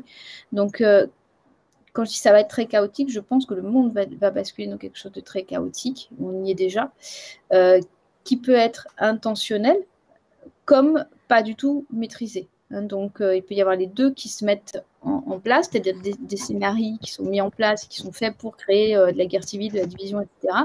Et de l'autre côté, des choses qui surgissent et qui étaient inattendues et qui vont aussi créer pas mal de chaos.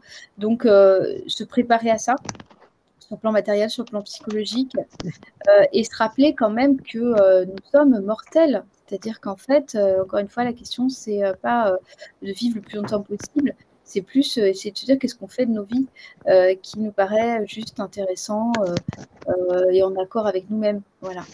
C'est un petit peu comme ça que je le vois, mais moi, je pense que de la résistance de l'humanité dépend son sort, là. Hein, c'est mon opinion personnelle, dépend son sort en tant qu'humanité.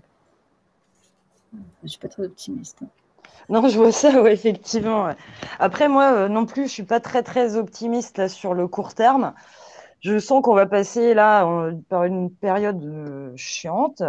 Ceci dit, il ne faut pas oublier que dans le contexte comme a dit l'autre, hein, on est en guerre hein, quelque part, même s'il y a une guerre d'usure psychologique, c'est une guerre.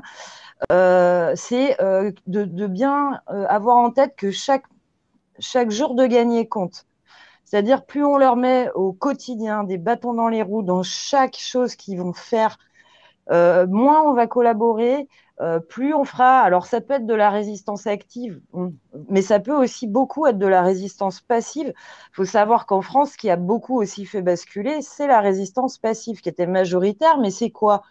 C'est des actes de résistance ou de sabotage où on risque pas. Freiner.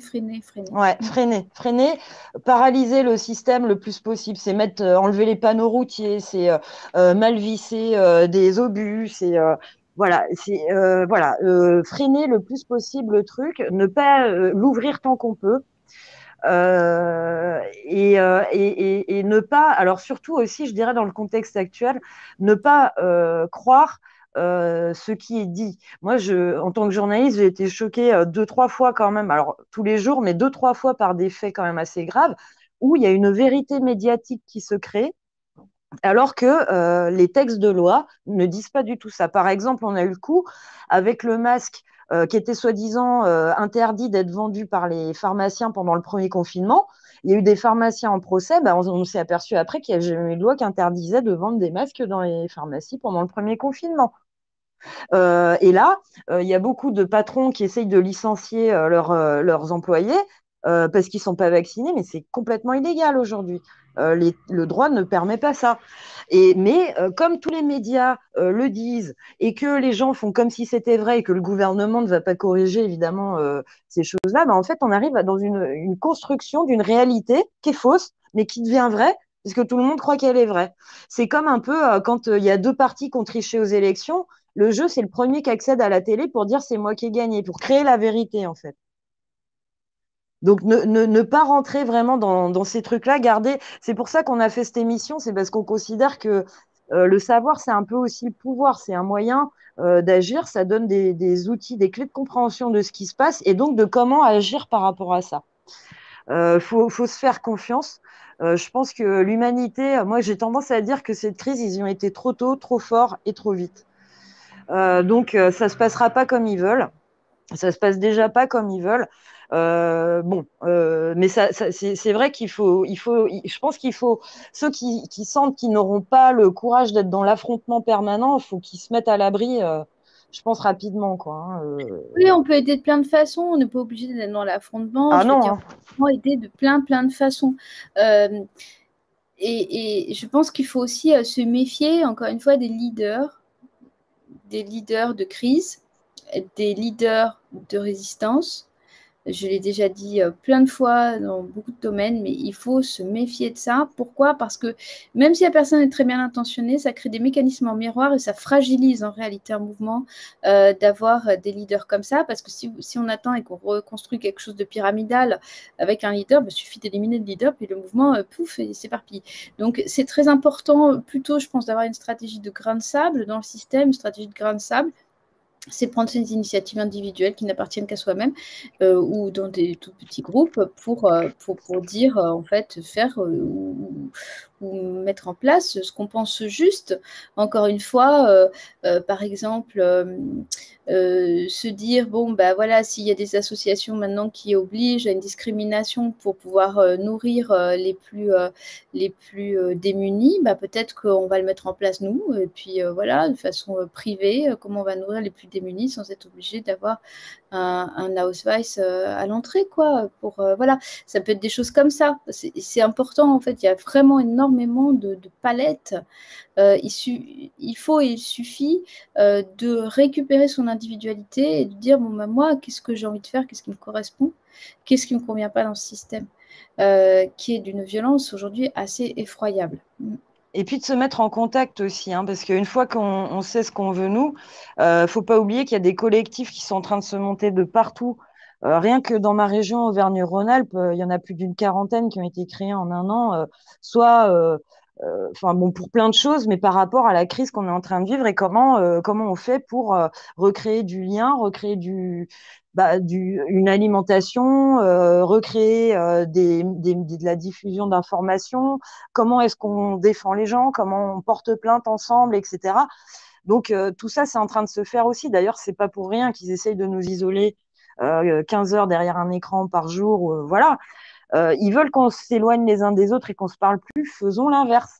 Faisons absolument l'inverse. Il y a un truc, moi, auquel je tiens beaucoup, c'est l'espace public. C'est exactement ce qu'ils sont en train d'essayer de nous enlever, de nous polluer. L'espace public, ça a plein de formes. C'est pas qu'une agora, mais c'est aussi une agora. C'est aussi une place sur laquelle on a le droit de manifester. C'est aussi les bars dans lesquels on échange et on prépare la manif de demain ou on refait le monde, etc. C'est aussi toutes les associations dans lesquelles on se rencontre facilement avec des gens différents, de différents horizons. Voilà, tout ça, c'est l'espace public qu'ils essayent de détruire. Alors, c'est aussi même aujourd'hui les réseaux sociaux, hein, c'est un espace public qui est de plus en plus censuré. Donc, pourquoi ils ont peur de cette parole libre des citoyens? Je pense sincèrement hein, que s'ils en ont peur, c'est parce qu'ils savent qu'ils ne sont pas en position de force sur le long terme. C'est clair. Ils peuvent utiliser de la violence, mais à ce jeu-là, ils y perdront de toute façon. À la fin, ils y perdront. Il faudrait éviter qu'ils arrivent à la violence. Voilà, c'est pour ça que nous, on doit rester quand même solidaires, unis, ne pas se laisser diviser par les histoires de pancartes, de ci, de ça, et par les leaders, comme disait Ariane aussi, qui vont de toute façon jouer leur jeu au moment opportun, quand les élections arriveront. Je pense aussi que il faut vraiment se dire que si on veut se donner une porte de sortie, il faut qu'on reprenne en main l'agenda. Je crois vraiment qu'on doit rédiger dès maintenant les statuts d'un tribunal qui va juger tout ce monde-là quand on pourra le faire. En appliquant des lois, hein, même les lois actuelles, à la limite, seraient bonnes, hein, mais il suffirait de les appliquer, par exemple. Mais voilà, on doit aussi préparer une assemblée constituante, préparer une nouvelle constitution, sortir de ce piège, parce que je dis au passage, quand même, que la constitution de 58, elle est le fruit d'un coup d'État militaire. Hein. C'est pas, je veux dire, Macron, il n'a pas forcément besoin de faire un putsch et de casser la constitution, parce que n'importe quel dictateur rêverait d'avoir la constitution française pour travailler. Il n'y a pas de séparation des pouvoirs, il n'y a pas de justice indépendante. Quand les gens votent, on est déjà à la 8e sélection des électeurs. Enfin, on est dans un truc complètement aberrant en France. Hein. Enfin, et puis alors, on a un truc qui s'appelle les préfets. Bon, va falloir m'expliquer ce que c'est être démocratique en 2022. Bientôt. Hein, voilà. Donc, toutes ces choses-là, il faut cibler les problèmes sur lesquels nous, on peut ou on veut agir. Et essayer de se regrouper avec des collectifs, de rejoindre. Et il y en a, d'aller. Alors, bon, les manifs, oui, mais clairement, ça se piège, en fait. Voilà, il ne faut pas s'en faire dedans, il faut construire demain. Il faut vraiment qu'on trouve cet espace public, qu'on le recrée, trouve un moyen d'échanger au niveau local et au niveau national. Voilà, pour dire, nous, c'est ce monde-là, c'est une société qui ressemble à ça. Même si, bon, évidemment, tout le monde ne sera pas d'accord sur tout, mais je pense que les gens sont assez intelligents. Avoir une base commune de revendications à 60, quoi. Voilà. Donc, il y a plein d'espoir. Je pense que de tout ce bazar sortira forcément plus grand. Ce coup-là, il ne faudra pas rater l'épuration. Franchement, c'était une blague. On a laissé en France tous les nazis en place dans tous les domaines, que ce soit la fonction publique, que ce soit la police, l'armée, etc. Ils sont restés en place. D'ailleurs, les Américains ont dit on intervient, mais alors surtout, pas de procès, pas de zigouillage de collabos. Et puis Vichy, surtout, vous les laissez. C'est ce qui s'est passé, regardez. On a eu Mitterrand, qui était quand même ministre de l'Éducation sous Vichy. C'est cette France-là qu'on a subi. Voilà. Alors, bizarrement, Pasqua, lui, était un vrai résistant. Ouais. Les choses bizarres.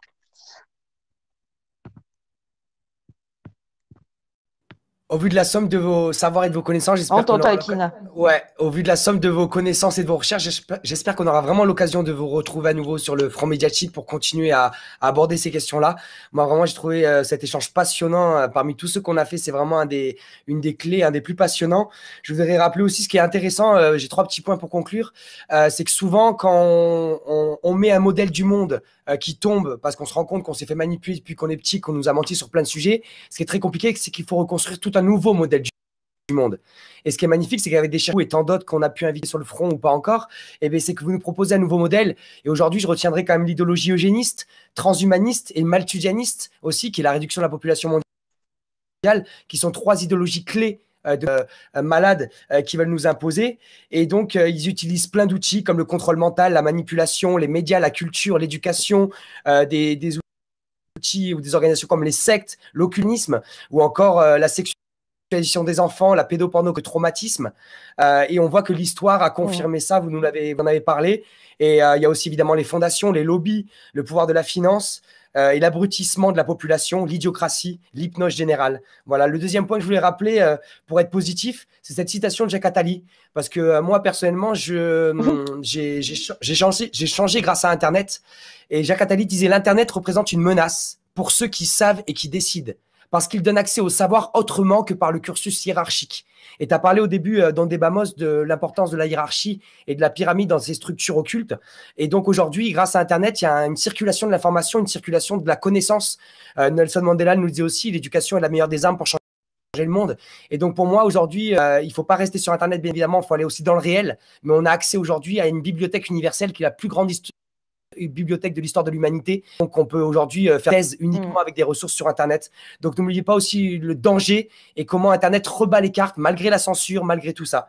Et pour finir, le troisième point, c'est surtout ne doutons pas trop. Évidemment, il faut douter de soi, il ne faut pas devenir arrogant et rester humble, mais ne pas douter parce que chaque jour, on va être confronté à des épreuves dans nos relations sociales, dans les événements qui vont arriver devant nous, et on va douter chaque jour, mais il faut garder cette force, comme le disait Ariane, il va falloir être résistant sur du long terme, il va falloir être endurant. Moi, ça fait plus de 15 ans que je suis dans la résistance, et il faut donc aussi se préserver, et ne doutez pas parce que même si on n'est rien individuellement, si aujourd'hui des petits médias comme le Front Médiatique sont censurés, si Information à l'époque était diabolisé et diffamé par la Dépêche et interdit de présence par la mairie de Toulouse, c'est qu'aujourd'hui, même avec des petits moyens, on dérange. Et donc, certes, c'est peut-être que des gouttes d'eau, mais si on dérange chacun individuellement, eh ben, on est puissant ensemble. Et n'oublions pas, il n'est que symbolique. C'est Pierre Bourdieu qui en parlait très bien. Aujourd'hui, leur pouvoir, il n'est pas réel. Le pouvoir symbolique qu'ils arrivent à nourrir dans l'imaginaire, en nous donnant l'illusion de notre impuissance. Mais ils sont puissants que parce qu'on est à genoux. Et nous, réunis ce soir, vous qui nous écoutez ce soir, vous êtes debout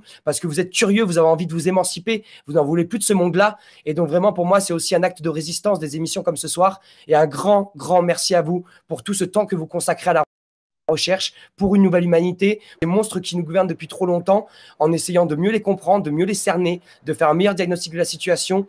Et vraiment, personnellement, personne ne me fera douter. Peut-être qu'on perdra, mais en tout cas, moi, jusqu'au dernier jour, je me battrai.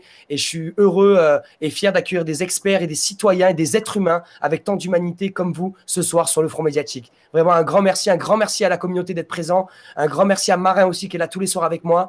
Et vraiment, je vous envoie tout mon soutien à vous tous et toi en particulier, Ariane, et toi particulièrement, Dondé. Vraiment, bravo, bravo pour tout ce que vous faites. Un grand respect. Merci et merci à tous ceux qui nous ont écoutés.